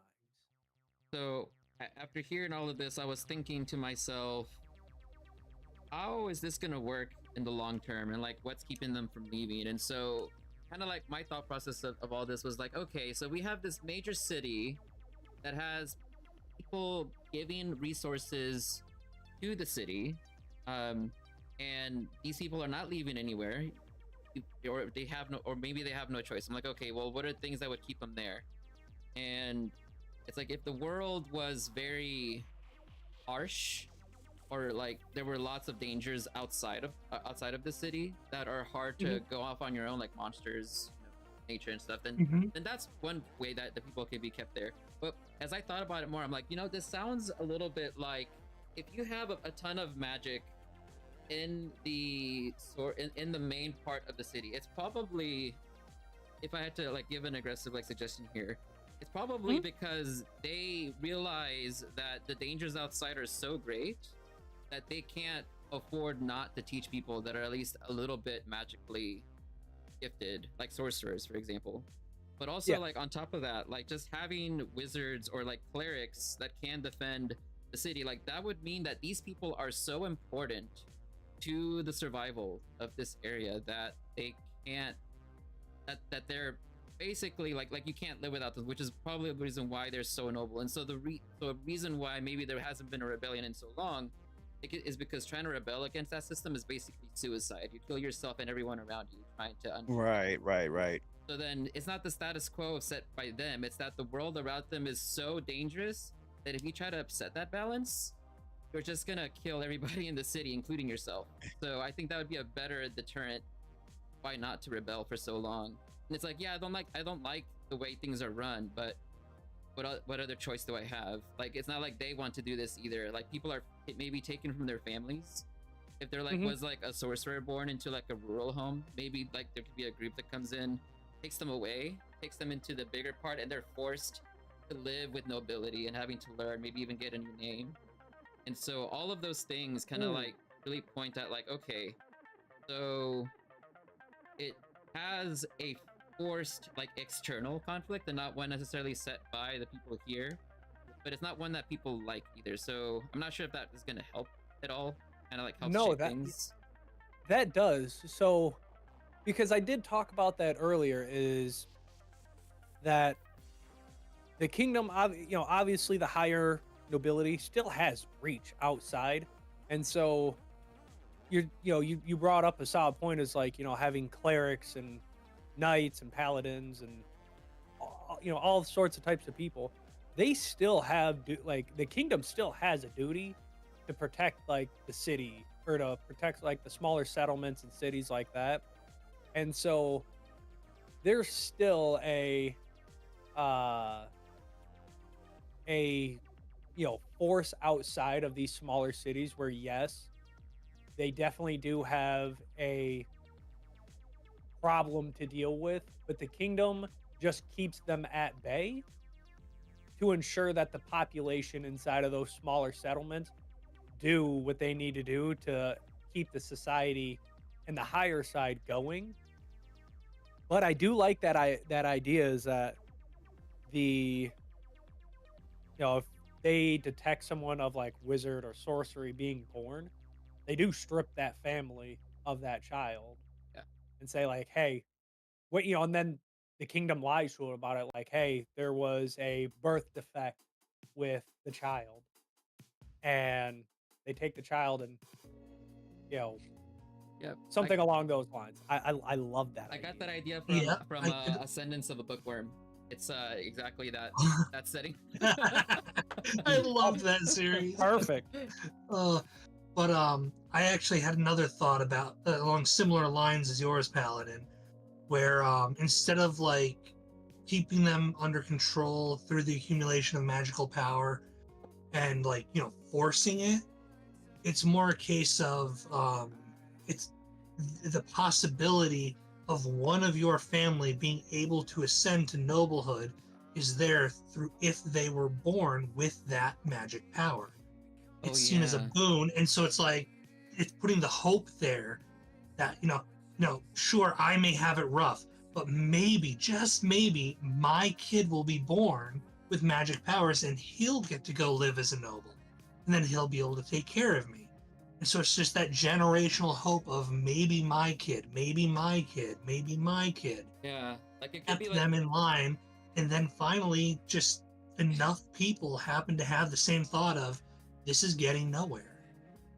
it's almost like an affinity thing. Like this kid was born with the affinity for controlling nature, so make them or train them to be a druid. But it also Right. kind of like it would give the rise that because they're on the outside, it also means that there's the possibility that these people, these kids, like if a dad found out that his daughter is like, oh, she could be a wizard. Oh shit, I don't want her taken away, running away from the city, and maybe having like a whole collection of people that ran away that ended up learning somewhere else to like take down the system. With But then it new. also Right. puts a target on their back. That's as true. well. Yep. And like and that- I just had TD TDA machines pop up. That brought up a very good point. It's like we're having very limited movement, upward mobility, and I know that's something that we've been talking about. And I absolutely love all of these different ideas Mhm. and having them come into play. I guess we do risk a little bit with leaning so heavily into this magic aspect of it that it becomes a core aspect of the setting, which I guess that it is a decision point to make. Do you want this idea of magic as this having such a central part of the setting, which might take a little bit away from the idea of the revolution, the idea of That's the true. changing times, right? Because Right. typically when you have systems like that, that's something that the story is centered around. Whereas in this case, it might be better off as a background detail, just another reason why people want to get away from the oppression of the kingdom, rather than such a main focus for So- the players necessarily. It also raises another point of like if it's this restrictive, it means that the players themselves Are have to- restricted. but also Yeah. if you had to find a way to fix that, a solution that I would put is like people found a way to steal magic from other people, hit it for them. So that's something that I kind of have been struggling with. Is it? It's very easy. Like, I, a player chooses to be a wizard. How do I give them the ability to learn these other skills in the event that they go with on the resistance side or the revolutionary side? How do they now gain the ability to be beneficial? Because they are, they need to have access to gain that information. And so I like the idea of it being on not a core point as far as the magic goes, but I do like it. I think what I would do if it were me, I ran a level 0 campaign. So I'm not saying run a 0 campaign, but it almost sounds like if you want people to start out as a level 1 wizard, you might almost even have to start out like doing like almost like a dynamic session 0. That's what I do. So basically, like the first time we get together, we play out that beginning part, and then if they're gonna go towards the route of like, yeah, I want to be a wizard, like, okay, or yeah, I want to be a sorcerer, or this or that, I would either start them out on one side or the other, but then we're making the choice for them, so that's not ideal. Or two, like having the technology increase to the point that it's no longer required for you to be this in order to equip that, and that's what changes everything, because then all of a sudden the status quo is upset if all you need is to have is the special wand, even if you don't have magic yourself. Like that kind of stuff would really change everything, because then nobles don't have to be at the top. If you have a peasant out there that has the same power as you don't even have to be born with it. Right. So I know some of this will come from the lack of knowledge, as because I mean, like there's so many different races, so many different classes, and like what they have access to. I don't necessarily want to be limiting what they have access to, because that also in turn limits myself to it. Now, so then if you go towards the route of like, okay, well, if magic is everywhere, then how are you going to maintain status quo? Have a central force. Right. So with magic being everywhere, the reason why I kind of like having magic being everywhere is that you could be, I'm not, a wizard being in play. They can be really, because at like level 5 is like when you would learn Fireball, correct? Fireball. Yeah. Right. Fireball. So at level 5 is when you would actually start.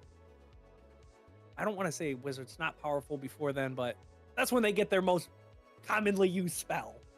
For some that's people. When the gap between wizard and many other classes starts really widening. Yeah. Right. And so by that point, you would be, the resistance is going to be stealing information and finding their plot holes into the upper side, because even in the upper side, there is nobles that are up there that are trying to push their way up. All right. So then I guess then just to kind of like make some decisions here, are you going to want magic widespread or limited? Ooh. I would say somewhat limited.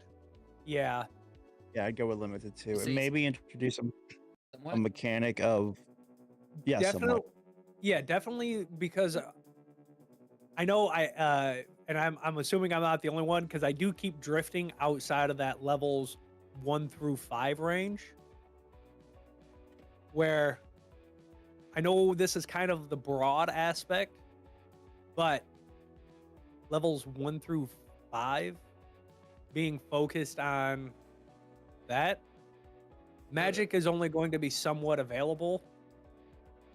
I think that's a good idea. What is the somewhat? Like, is it like only certain tiers of it, or just that maybe some classes of it, or like what are the somewhat? What about if you introduce a mechanic of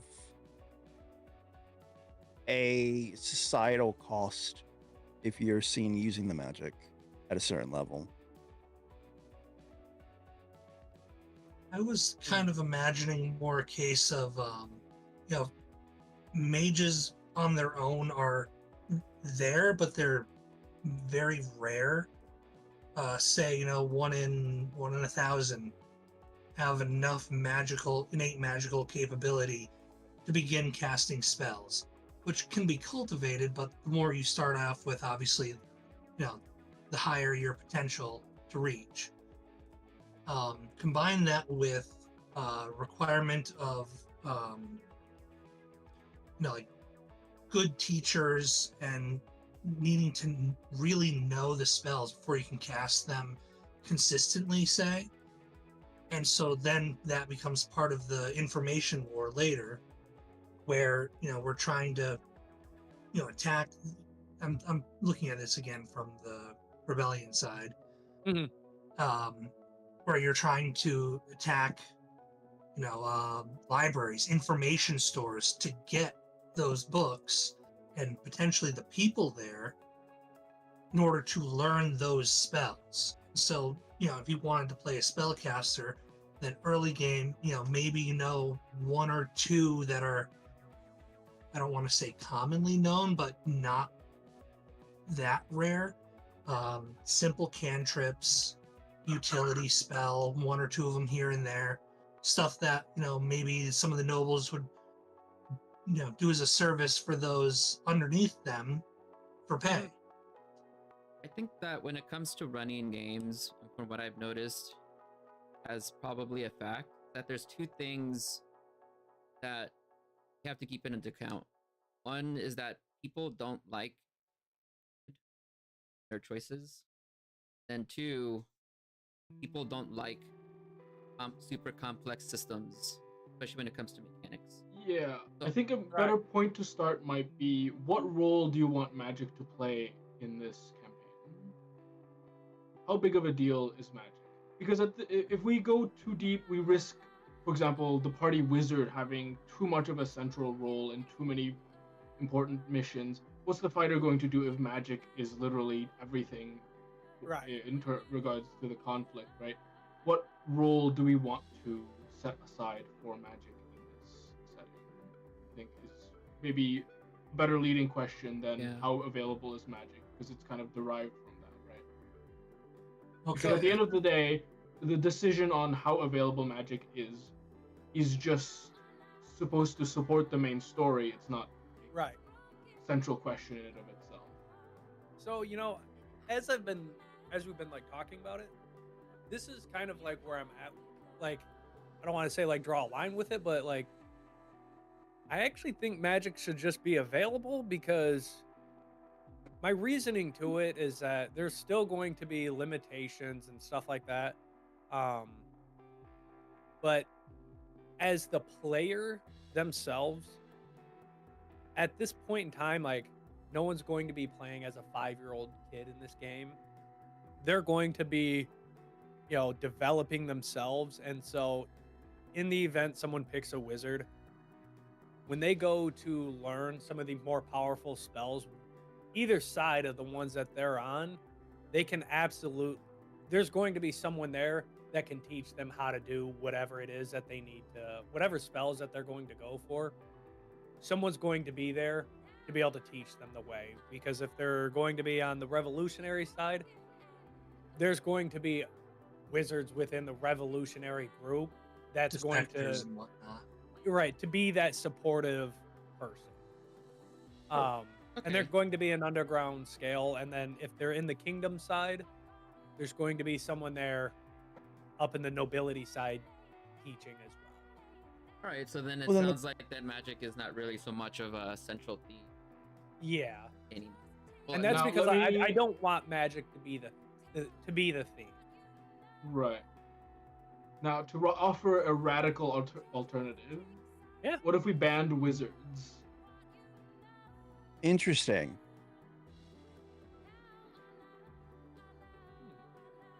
That takes away any possibility that it ends up being a problem on the player side, but allows us to preserve the structure of what magic has in the setting.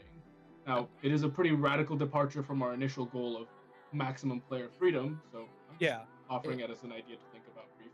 It's funny because I thought the same thing, and mine is even more radical. I was going to say all full casters. I think that shit, might be a yeah. little bit, yeah. That might be a little much. But you could have something where you introduce later as they level up. Maybe if they choose the rebellion side in a sense, or even in the kingdom itself, they start gaining some sort of knowledge of magic. That's something that's more kept away from common society, like an ancient art, especially Yeah. like the previous, arcing back to the previous rebellion.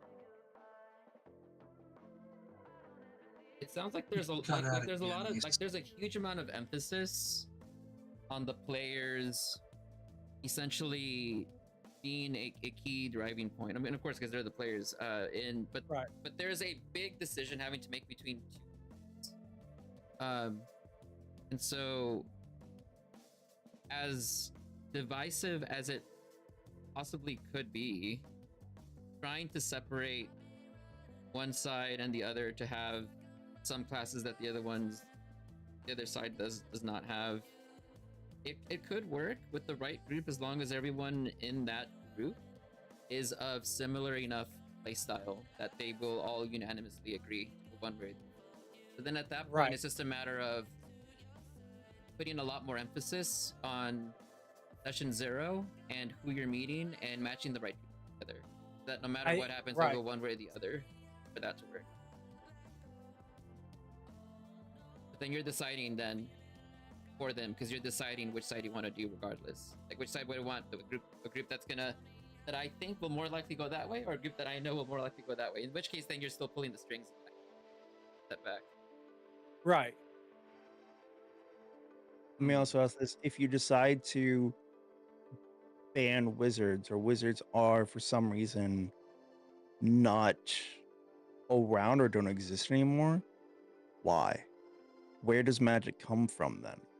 Does it come from the gods? So the idea is that wizards exist. There is a magical hierarchy that is very central to the story. However, the players simply do not have access to it, because whoever did have access to it would end up becoming a central figure in the party just by the nature of the setting. But we can get rid of that problem by saying you can't be a wizard. That's fair. That works. How would that explain bards who also have arcane mastery? Yeah, I mean, there are other schools of magic, of course, right? It would have to be a sort of soft lock on that, where we say the most powerful casters in the setting are wizards, and there is a deterministic path that is hidden from the general public, for example, that gives them so much power. Your average, even the most powerful bards, just never really reach that level, because the art of bardic magic simply isn't nearly as developed as magic, as the wizardry, which is the most sophisticated art in magic at the moment. I also really agree with Paladin with the banning full casters. I kind of like that, keeping the half casters around. I think we would have to be doing a different setting construction for that. But it is a cool idea for another campaign, I think.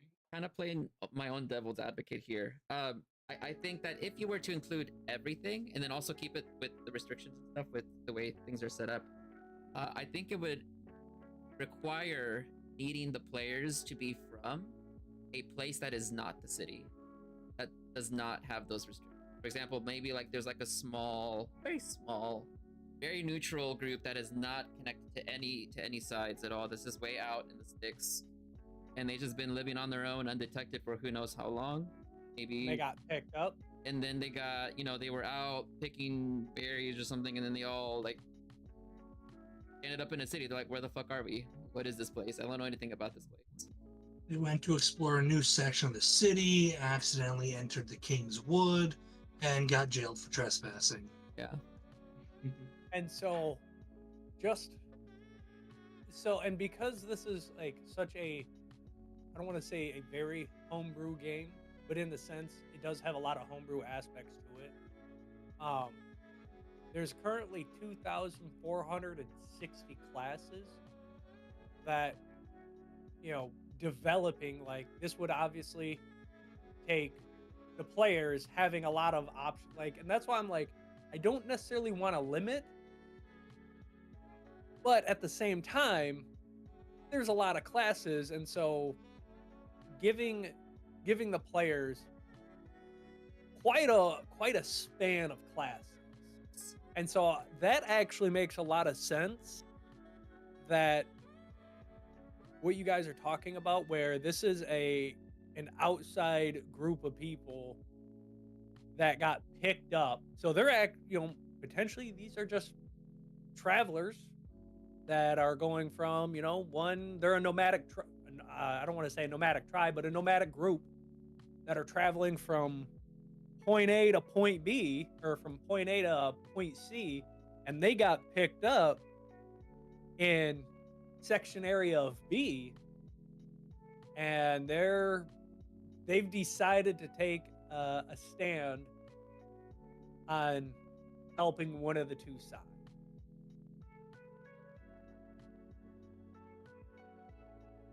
Does that make sense? That makes sense. I like that. that. So, it's like when I do go to when I/we do start to go trying to find players, for right now I'm just looking at the D&D wiki homebrew. Under their classes, and full list classes is 2,460. So that's why, like, okay. it gives the players a very, very large All right. span of classes and a very large span of races. And So then I mean, I kind of would be like, so then coming back to the careful with magic, so that. you basically have to make a choice then of either starting in the city and everyone is like magic is not restricted, right? Or everyone has access to it equally, or two, having this very contrast of, magic is centralized and having the player start on the outside. I think that there has to be some sort of gotta kind of keep in mind the vision. And so whenever it comes to these things of like, what do I do? What it really comes down to is what is your end goal? And our end goal is to have a game that they can experience achievement and growth with hope and redemption, that suppresses self-discovery, amplifies power of choice, and amplifies struggle for survival. And so we have to choose the one that's going to kind of lead them in that direction. Not to say that they can't choose between sides, but right. There also has to be like some mind that, like, a boat without a rudder doesn't go anywhere. If you want to try to have a direction and a goal of what you want to have that experience to be, you have to make decisions, draw lines somewhere. You can't have everything and then expect things to accidentally like kind of go into the direction. You gotta fine tune and have very deliberate choices that lead up to a final end. Otherwise, you're not going to get there. So I think that there has to be some lines that do need to be made, because like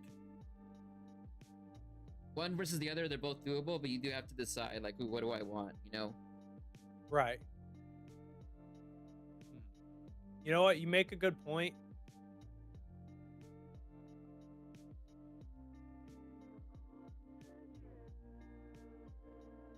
Boy.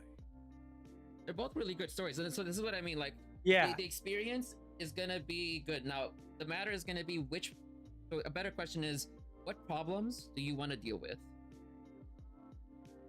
What problems are you willing to take on? And what problems are you most interested as a GM that you can get excited about? Because that's going to bring your attention, your energy into it more than what the players. Because if you are genuinely excited about one side more than the other, then you're going to make it work. But if you just like kind of choose one side because it's most convenient, I don't think that's a good. Like, what are you like excited about, like between everything? I'm more excited about achievement and growth. As far as theme, we're talking theme wise, right? Between achievement and growth and hope and redemption. No, I meant like the setting, I guess, because there's like back and forth that we keep going back and forth on. So like there has to be some sort of direction that we have to choose. They both can work. Achievement and growth, like those major themes can work with anything. Right. The building blocks, they're really like not. They're relevant in like the way you want to start and go, and like how you want to shape things. But as far as like the setting and like what is important, what you're trying to kind of like go towards, we do have to like decide on something. And they're both extremely viable things. But one thing that I think we do need to keep mindful of is that players really don't like being restricted unless they don't mind, in which case, you have to look for players that are okay with that. Right. And then also people don't like extremely complicated systems or mechanics. Then that's a turnoff for a huge amount of people. Right. So I definitely want to make it to like where magic is completely available. Just because like I'm not gonna make it complicated for them to learn something like I feel like that just takes away out of the fun. That would be a problem on my side where, if something comes up, whether they're a cleric, wizard, uh, straight up sorcerer, I want them to play the class that they want to play and be happy. All right. And I, as the GM, need to find a way to make that work. And, I have a lot of resources that when it comes up to a problem, whether, I look forward to that challenge because it grants me the ability to learn, grow, and find something new and fun. So then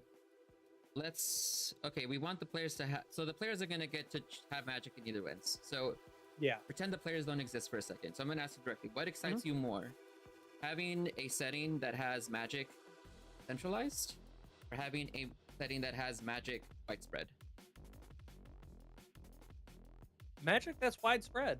All right. So then in that case, magic probably won't play a very pivotal role in like having to maintain power. So then at that point, it's just having to just fill in the blanks of like what is building the status quo, and then going from there. Then at that point, Yeah. Right. I like that idea more, just because like, I don't like the limiting of it. Someone wants to play magic? Absolutely, play magic. I definitely don't want magic to be like a pivotal point in it. It's just Yeah. something that everybody can do it if they so choose to. Like if that's the class and that's the way that they want to go about it, absolutely. okay, yeah, and it's also kind of like emphasizes the point that AZ made earlier. Like when there's too much emphasis on it, it makes some players or some characters be too important and overshadows everyone else. So yeah, I think that's Right. Yeah. better decision. All right, so then magic is available in widespread. Mhm.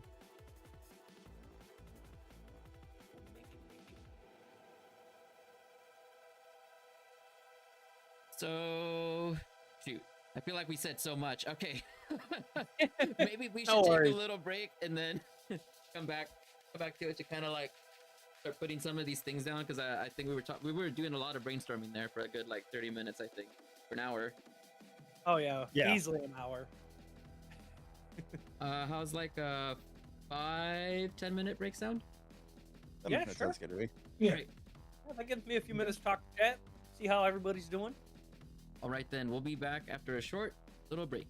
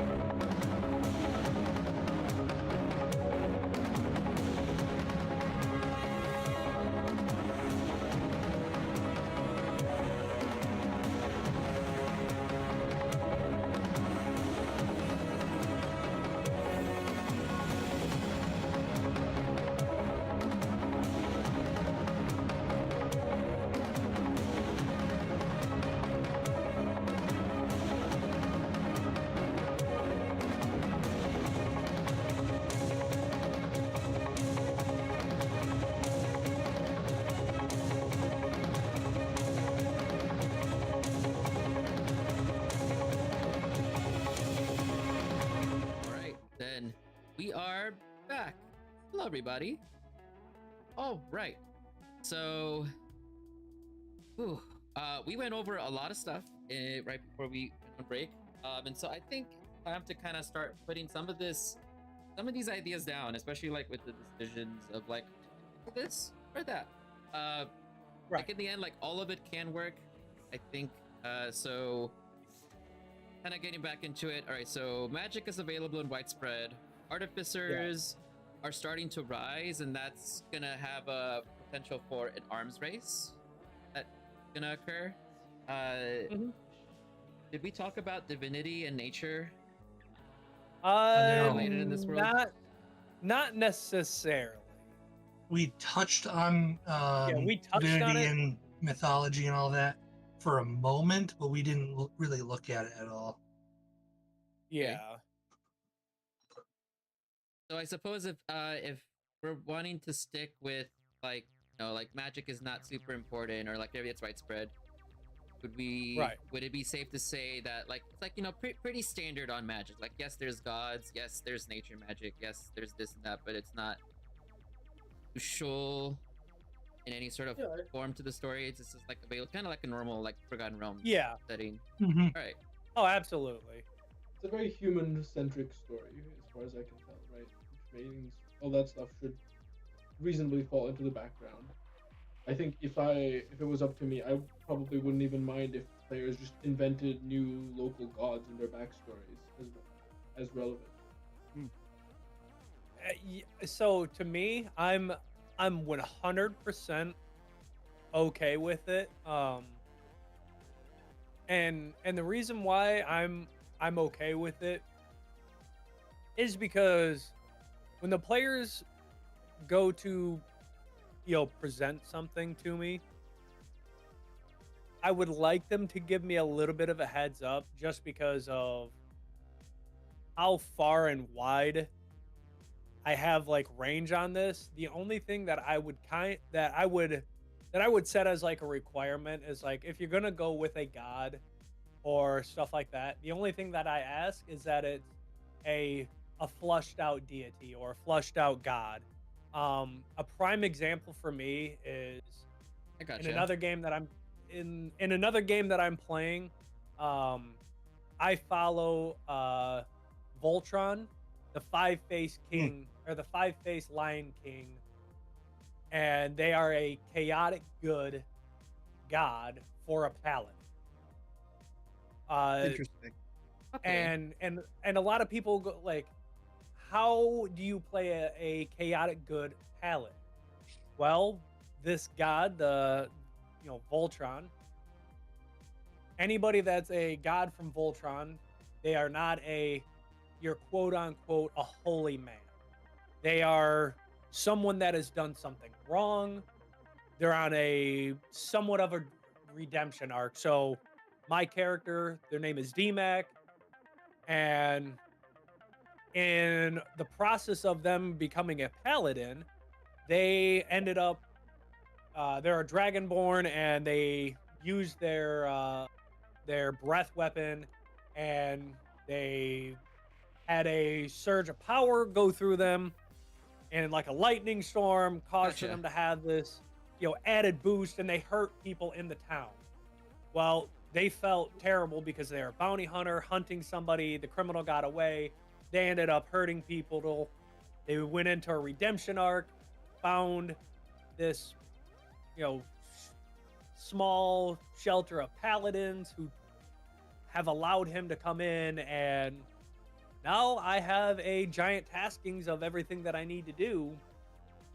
But some things that would normally break a normal paladin's oath does not break the oath of staying true, because Voltron is not looking for a 100% holy man. Like, sometimes you have to do bad things for a good outcome. So then in this case, very much sometimes good people need to do bad things. Right. Kind of a deity. Okay. Right. So I wrote down that the gods don't really play a huge part in the plot. Yeah. And so like all of that, so I guess we don't have to necessarily talk about it because it's not really relevant. Right. So then the next thing is, so magic is widespread. Now, basically, I think the main focus of this whole narrative is just really focusing on that really social power struggle that there seems to be here, and that very clear separation of like there being two sides that are about to come clashing together. So we said that there was a rebellion hundreds of years ago. So then, has it been peaceful or has it been unhappy? Then like, what happened in that past that kept it to be basically for things to not have been a continuous power struggle since then? Like there was only one rebellion a long time ago. So like what happened? Well, if you look at history, most countries don't really have the modern type of revolution that we usually think of. I mean, England, France, and I guess Prussia in that era all had feudalist systems for a long time, and there wasn't any revolt. I mean, just the simple separation of peasants into local domains, just how Oh, Hey, yeah, we're having audio issues. yeah. chat. Give me just a second. Give me just a second. I know why they're having that. There you go. Sorry about that. Oh. We're good now. Yeah. Yeah, so, But, like- so I think you were saying that just the clear separation of like classes like that Just is like enough to keep geographical people... separation of groups of people makes it hard to revolt too, right? Yeah. In societies not that centralized, could easily just say, well, things are stable. People don't want to revolt. People don't want to go out and fight a bloody revolution when their lives are more or less fine, even if by our modern conception they were living under a pretty oppressive system. Peasants didn't revolt against feudalism for the most part until things changed, until something happened, right? Like suddenly taxes got a lot higher. Oh, I don't know. My king decided to aid the revolution of some faraway colony and blew away the entire coffer, and now they're eating cake in the palace, and we can't even get bread in the streets. Oops.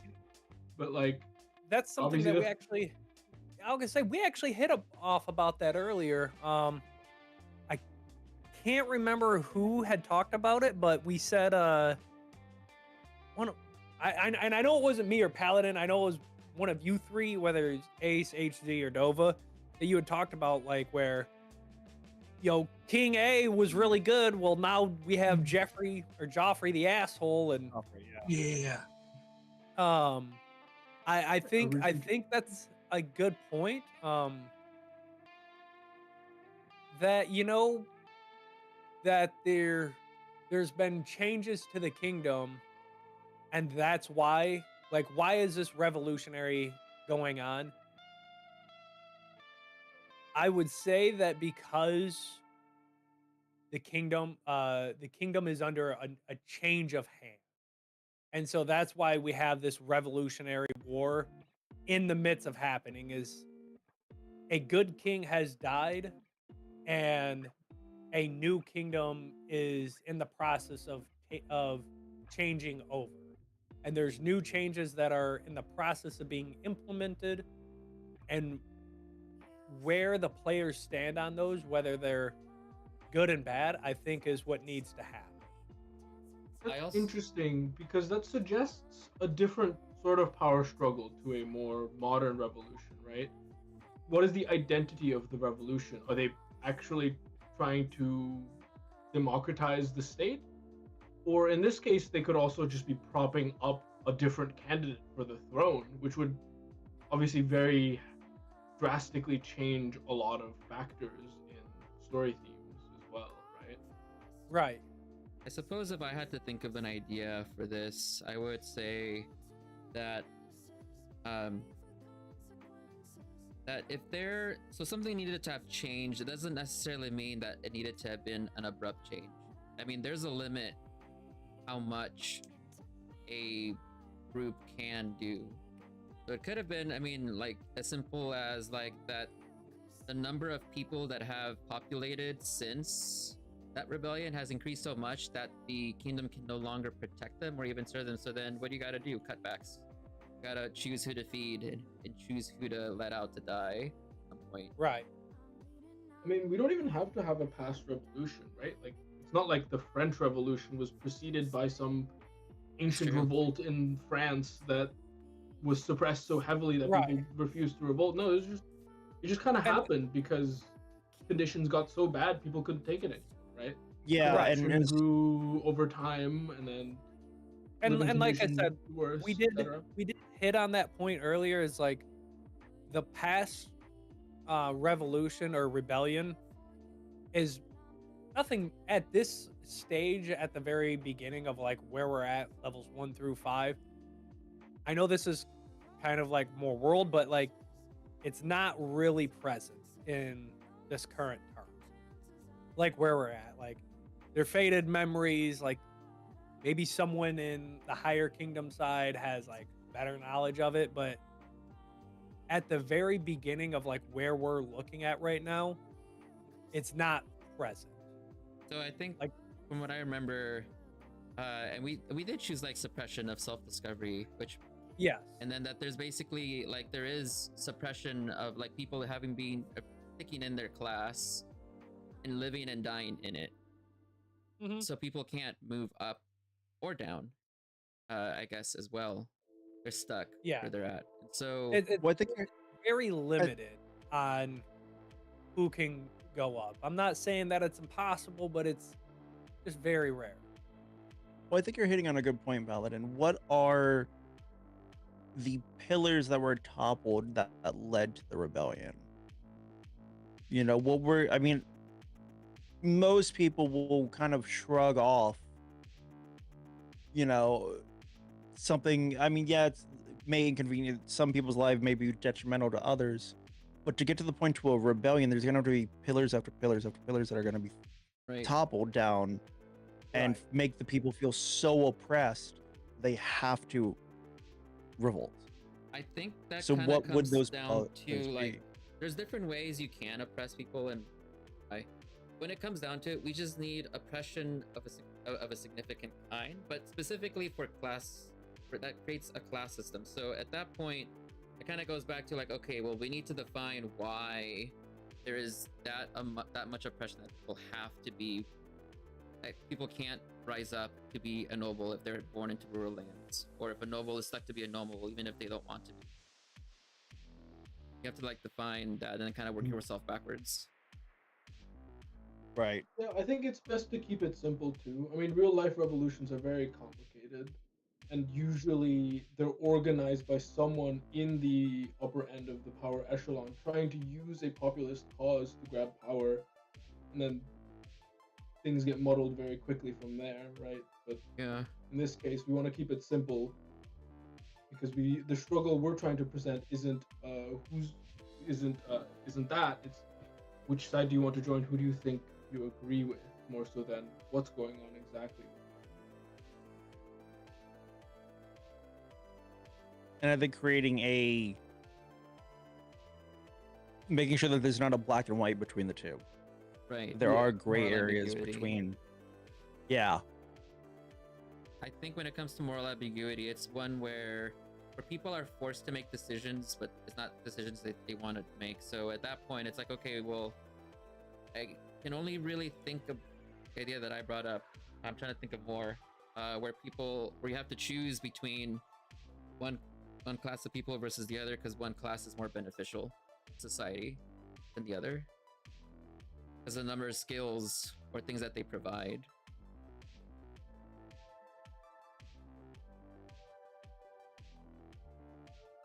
It's like you can't really blame the king for wanting to save all the paladins instead of saving all the peasants, because the paladins have things that they bring, and the peasants can always make more peasants by just having more people. More people. Yeah. I do think you will have to make a much stronger case for the ruling class, the kingdom, than the revolution, because obviously players are going to gravitate towards that revolution unless given very specific leads on why they might want Yeah, and you've got a point too with that paladin with you have to see, and even agency, I believe it was agency that said that, about we know exactly, and we can relate completely with the commoners, on the struggle of maybe food or shelter, um, but we got to think in the eyes of the royalty in the kingdom here, what are the things that they struggle and need out of life, and to maintain that need, because it's harder to view that, Right. you As know. as as a, I mean, a prime example of that, it's when you're making like comparisons, it's someone that's crying in a, trying to keep this D&D related, someone that's Yeah, yeah. crying in a heavily lavished home about, oh, I don't like the meal that I'm having tonight, versus the common person sitting down in like the inner walls, man, I'm crying in my home today because and I'm only having cold porridge because I don't have the ability to light a fire, versus the person that's living out in a thatched house of, man, I don't even know if I'm going to eat tonight because the kingdom didn't have enough supplies to send out to everybody. Right, exactly. Wait, So y'all expect to eat most nights? Yeah, yeah, exactly. Says the fattest Oh, yeah. one here. Bone All soup right. today. Yeah. Oh god. Without the bones. So it just sounds like a kingdom that's just trying to do their best, but it's not good enough. And the decisions that get Exactly. made, they always just end up being in favor of the higher ups for one reason or the other. And I think Right. the thing is true is if you have I always love a story that you're all gung ho against the villain in a sense, and then you see things through the villain's perspective. You're like, okay, maybe they are more pathetic than I thought. That maybe I should feel bad for them, I mean, So to make here, you kind of question your viewpoints for a second. let me present a question, and let me see how you guys feel about it. So, Mhm. in the event that, say, 100,000 people are going to die, so you have to make the decision: do you allow 100,000 people, or 100,000 people to die, so that way you can save 101,000 people, or you allow 101,000 people to just die? It depends. I mean, Kind of if they're gonna be I mean- that equally matched, I would weigh the benefits of one versus the other. I think that one extra life matters more. Right. I if think they we're getting are into take the trolley less problem value. territory here. Yeah. yeah, Right. Well, yeah. that equal, it comes down to I which think- one's going to cost more resources. If I can only On a save more half of them human either way. level, if I may make So, a Yeah, bit go of a ahead. suggestion here, I think the easiest way to do this would be to present the king as having genuinely good intentions and just not always falling short. A genuinely good person put in a difficult situation, and the question maybe from that point of view is the revolution right? Because we should never put this much power in one person's lap, And even if they have good intentions. What if they're not good enough, you know? right. Maybe we should have a different system that doesn't allow this kind of problem. On the other hand, this person is trying their best. They have good intentions. If we side with them and give them some help, maybe we can help fix this with them, you know? Mhm. That's the kind of thing I would like to present in this case, for example. If you wanted both sides to be equally viable. Let's say Oh, let's say that I they were also absolutely do. intelligent as well. Like, why would they choose to continue to maintain that power? And I think the only thing I could really think of is that they don't feel the people around them are competent or moral enough to be on a council in order to do good for everybody. Right. So, and like I like where we're going, because I don't want to be painting the kingdom as the bad guy. To be clear, like, I don't want them to just automatically be the bad guy. And we've talked about how earlier where the kingdom has representations in the inner city, on the outer settlements, where the kingdom is actively trying to keep those places up and running and keeping them safe. But that's not to say that age doesn't set in, mistakes happen. Like we're talking at someone that's looking at a large picture of keeping the large picture up and running, whereas someone that's from the outside city, they're only seeing the small picture because they don't have access to the full picture. Right. And there's also the idea of, again, if you do make the kingdom looked as the bad guys, then you're kind of forcing the hand of the players Right. to side with the rebels. Right. Um, And so but at I the from definitely do there, need help painting the kingdom to also have the good guy as well.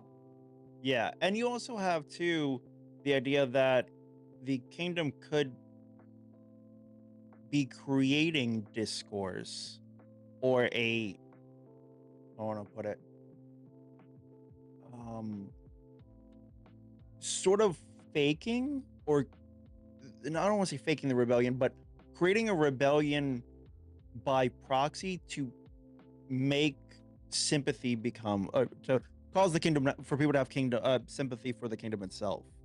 In a Right. sense, where they're creating strife because if there's turmoil, then the people need the kingdom more Right. to save them from these attacks, which they're maybe creating. So you could Creating their have own problem to paint themselves in a good picture. They already have. exactly. Yeah.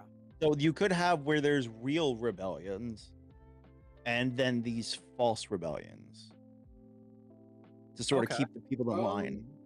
I wonder if that would make things a little too complicated. It could, but that does exist though, you know, where Right. I mean, I'm not saying it's not realistic to depict. I'm just saying that's going to just confuse the players on what they're supposed to do, right? well, you could Because introduce it into like level 2 or 3 into it where you start seeing that there are people from the kingdom that are like the hand or stuff like that that are working with individuals within the rebellion to cause this, and then it causes your players to go, hey, there's moles in here, Right. I you mean, know. that is something that I would already kind of have envisioned Mhm. because you're gonna have, you're gonna you have know, espionage. right, you're gonna have Right. espionage. You're going to have kingdoms, like the kingdom provides a cleric. I'm just going to use the livestock example from earlier. The Mhm. kingdom's going to have guardsmen there. They're going to have a town cleric. They're going to have paladins, whatever it might be there to assist. Well, maybe that settlement or that the livestock settlement is kind of like at edge of like, hey, we're starting to be starved out here. It's easy for us to say why we're going to side with the rebellions, but why is the kingdom shorting them? Well, Yeah. perhaps on the other side of the kingdom where the people that are growing, fruit or growing all the vegetables, well, they're having a shortage of producing vegetables for the entire kingdom. So There was a it's locust swarm. right. There's a locust swarm. Yeah, prime example. There's a locust swarm. Well, we've had to shorten the supply to everybody, but they're only seeing it from their settlement side as, well, we're being shorted, but we don't know about everybody else because there's not really a great mail system that passes all this information of why the kingdom has been shorted. And so they just see the kingdom sitting up in the ivory towers, but they don't know about their potential struggles, as minor as their struggles might be compared to them down in this on the outside of the walls. But the kingdom has decided to shorten everybody, or the king has decided to short everybody's rations, not just theirs.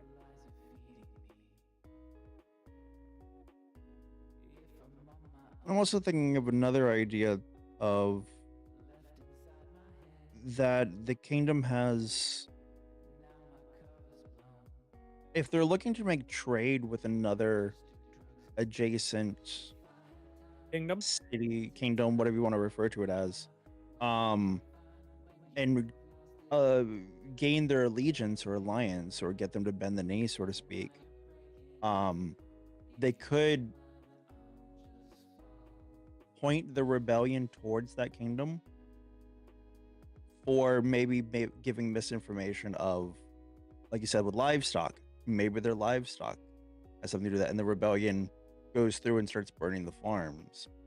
And then the kingdom goes, hey, we see you're having issues. Let me give you all our guard to protect you. We can protect you. Right. All you got to do is bend the knee for us. We can keep them away from you. And then their garners a relationship and a more stronghold within the kingdom. I like that idea. You know, it's I sort mean, of that it's a good idea for a redirection. mission, but I don't know how that necessarily gives us sympathy towards the kingdom. It just sounds like they're conspiratorial, evil conspirators, essentially working propaganda and false flag operations, right? That doesn't seem like something the players would want to side with ever. Right, and so like, I would say is like, once the players decide the route that they want to go, getting the feeling of the players and what they want to do, I personally would, at that point in time, once they make the decision of like who they want to support based off of how the players are feeling and sticking to like that quote unquote, decisions that they've made, is when I would start to paint the other side as a villain, because I want both sides to be a good I agree guy. with that. I have a. Once you they keep made it their kind of, decision, you can double down on making the other side. Right. yeah, because you're going to shape the perspective whichever way they choose. I think I have a solution that works long term. So Yeah. like I think that one major problem that kind of it could develop here is that we're not sure which way they're gonna go, right? So they can go one direction. They're gonna deal with a different story. They're gonna go the other direction. They're gonna go with a different course. Right. But I think that possibly what could be a better, what could be a good solution here is the illusion of agency, where no matter if they choose route A or route B, they're always going to end up at destination C.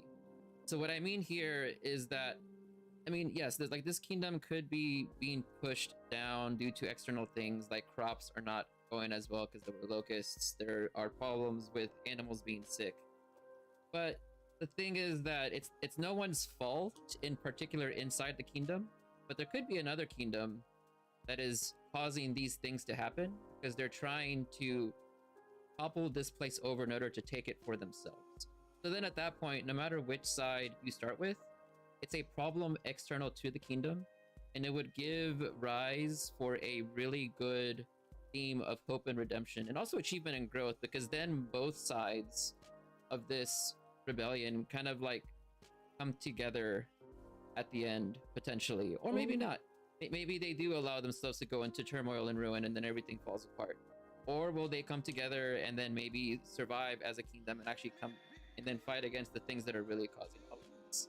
I kind of conditionally disagree with that, because it depends on gabbing, but if the point of this story is that it's ambiguous, is that choosing a side is supposed to matter, then that's a really bad way to do it, right? Because it essentially says, no, it didn't really matter. It says that the conclusions you drew, which side you supported, were both ultimately wrong, because in the end, your common enemy was someone else. It kind of takes away the human conflict here, and just turns it into a simple good versus evil story with a two path way to get there.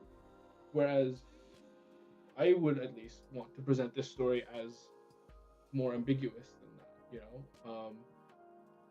Do we know which side is right? That should matter at the end. So that's when getting into that level 5, level 6, it comes down to is based on the player's perspective of what what they're seeing as right versus wrong. Because if you play from the rebellious side, you're going to be seeing a lot you're going to see more smaller picture aspect things going on in play, and then you're going to essentially be building the picture from this is small picture stuff that's going to create a bigger picture. Where if you end up going with the kingdom side, you're not going to necessarily see a lot of the turmoil stuff going on right immediately, because you're going to be going from a really bigger picture, and then you're going to narrow down a little bit, because like the kingdom's going prime example, uh hypothetical quest that goes on. If you're on the kingdom side, the king, decide, you guys pick up a quest for the king, and the king says like, hey, you know, we're having storage issues where like our storages are being burned up. Well, we need somebody to, do a stakeout and then report back to us of like who they saw, what they saw going on. Was there a conflict? Did the players get into some combat? Did they end up killing someone in the name of the kingdom? All right, cool. You ended up killing someone. All right, cool. Uh, and then the king kind of like tells a guard, and then the guard passes some information down. I think that kind All of right. sounds like a situation of like wanting your cake and then also wanting to eat it too. Because we want to give them freedom of choice to choose one side versus the other. But we don't want them to see the depth of one side versus the other either. And so if you're going to start off in the beginning, you got to present both, right, in order for them to go one direction or the other. But if you're just going to cut off, you're going to go down one side and then see those deeper conflicts, you got to still be able to see at least the surface level of both at the beginning before getting to that point. So at your beginning side, you're going to be seeing both surface level sides. Like I said, at level 5, level 6, that right there is when you're going to be, basically in a hypothetical event, both contracts are going to come up for like, hey, this merchant's getting ready to transit into the upper area. If you're working for the the rebellion group, hey, we need to capture this guy, and this is what needs to happen. But then if you're on the kingdom side, hey, our merchant's getting ready to come into town. He's got a list of valuable items, and this is why he's important. This is why he needs to ensure safety, a safe passage into the kingdom side. And if you end up protecting the merchant, you're going to end up killing a master at arms or someone that's important to the rebellion group enough that they finally recognize you as a potential threat. And then if you end up working for the rebellion group and you successfully capture the merchant, and you start your interrogation, then the kingdom goes, all right, cool, we now have a name, or we now have a face to the name of who he's been captured, because maybe some of the guardsmen got back, were able to report it, or you end up killing an important guardsman in process of capturing the merchant.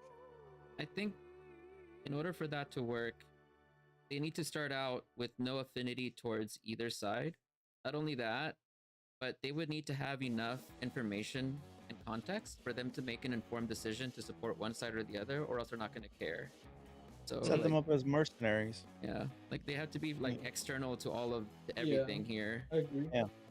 Yeah, just set them up as mercenaries that just kind of take quests for hire, and it happens to be from each side. And as they're doing these quests, they discover more of one side or the other and make a choice and be like, look, we've been doing a lot of things with the kingdom. They're kind of getting fucked over right now, or maybe vice versa, So I like that idea. So under world summary, changing from us starting in a jail cell to just a newly formed mercenary group. Yeah. I honestly thought that was a non-negotiable detail. Oh no, no, all of this is negotiable. I'm sorry Okay. if that's the precedence that I set at the very beginning. I did not mean to set that as. No, it's not. There's nothing wrong with that. Yeah. Everything. I think Right, just right. that because you were pretty specific about the circumstances of them coming out of the cell, right? Yeah, well, So, and see, so I thought that's why yeah. I've appreciated being able to talk, because like you guys presented that's a very valid point. Starting off in the jail cell, that does push you in the way of working on the rebellion side, because why would you work for someone that literally just arrested? True. Right, exactly. I mean, think about how many there's a people lot of things that push players Skyrim. towards that side. I would actually probably work harder to compensate in the other direction, especially early That's on. true. I mean, Yeah. players will instinctively be drawn towards a revolution, no matter what, if you present them this factor, right? Like, that's just how your average player thinks they should engage with your story. They don't necessarily understand that there is a choice here. So Any then- attempts. But, yeah, sorry, go ahead. Is the choice then between either revolution or suppress? If they go to the kingdom side, they're just gonna suppress the people more, versus having a revolution and fighting for your kingdom. I'm not sure there's really a choice there. I would say if you were on the kingdom side, you're trying to reform the kingdom. You're trying to prevent further damages from happening. But Right, and that would include removing the rebellion, yeah, it's certainly maintaining status quo. tough to present that side as reasonable, which yeah.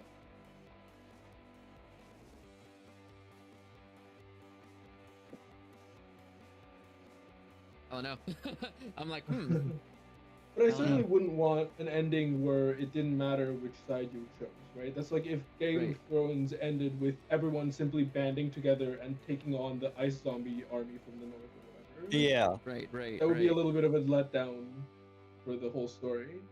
Yeah, that's true. Unless it was the second to final act. But yeah, if that's how it ended, yes. There's a second to final act right before, like, one betrayal or another. I could see that as the oh shit ending. Yeah.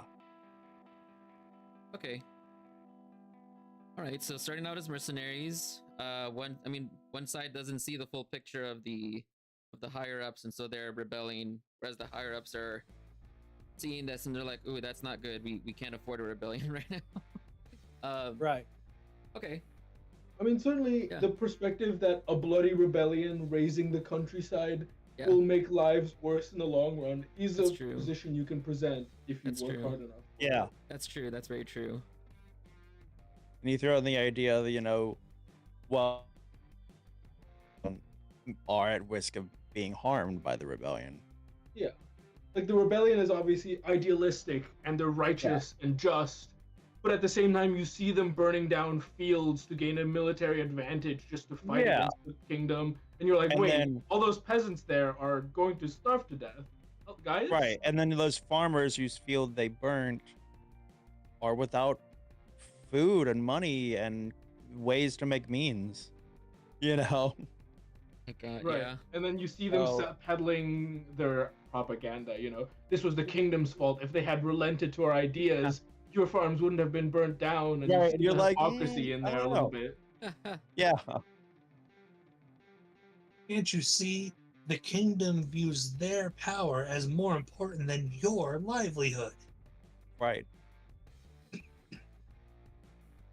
Okay then. Right. It sounds like a good basis. I mean, it sounds like I it's think, a I really think good there's a basis. real Yeah. good basis here. Yeah, Yeah. this has definitely been a great start at it. I mean, we've been at this for last 3 hours hours. now. 3 hours. We should probably 4 write hours. some of the details in so Yeah, we we're don't forget. Before we, let's see.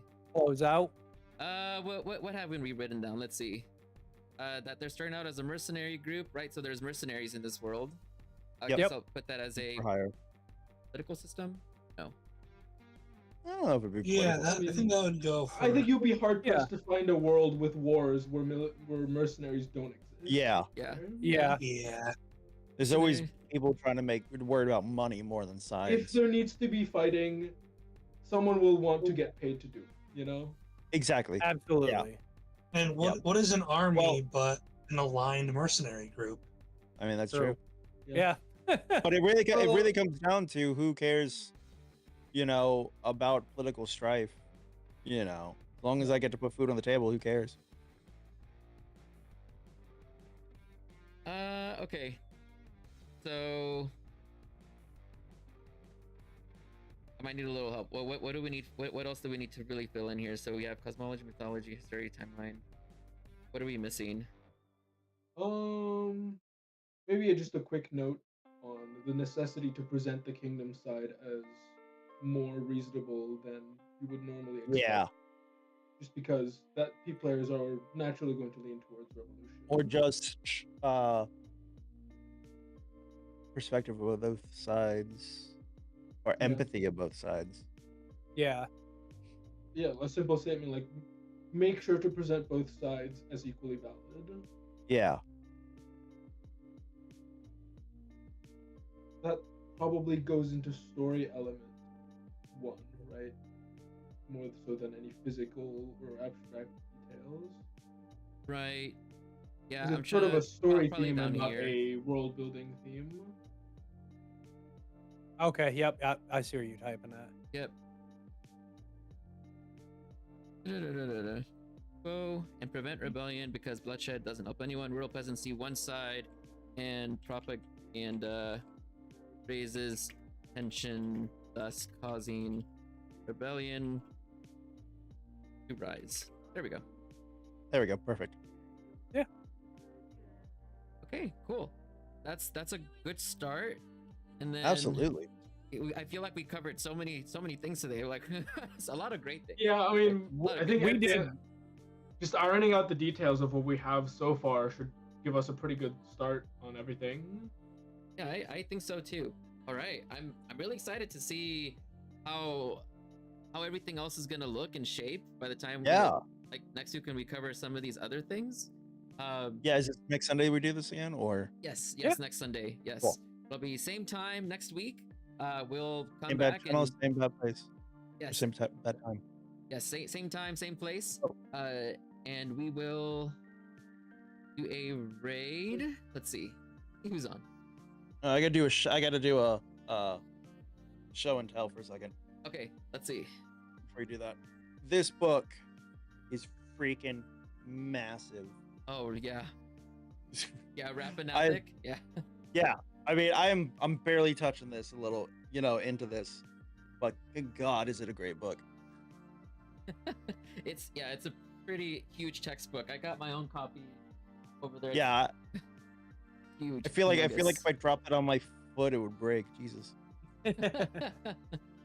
Well, as long as we're showing the thickness of our books. Machines, it's been great having you in here. Oh my God. Yeah. To be fair, this is how many? Oh, geez. Like 4 books in one. And what is that book? This is volume 4 of the 25th anniversary edition of The Legend of Drizzt. Oh, the Legend of Drizzt. Dark Elf. Nice. All right. Well, we'll pass it off over to Arcadum. Arcadum is on. There we go. Yeah. All right. Well, hope you guys have a wonderful rest of your week. We'll be here again next Sunday to continue on making this great setting, and hope you guys have a good one. I'll start the raid, and bye guys. Right. Adios. Later, guys. Adios. Later, boys. I'll be back in just a minute. Just gotta do my closeout.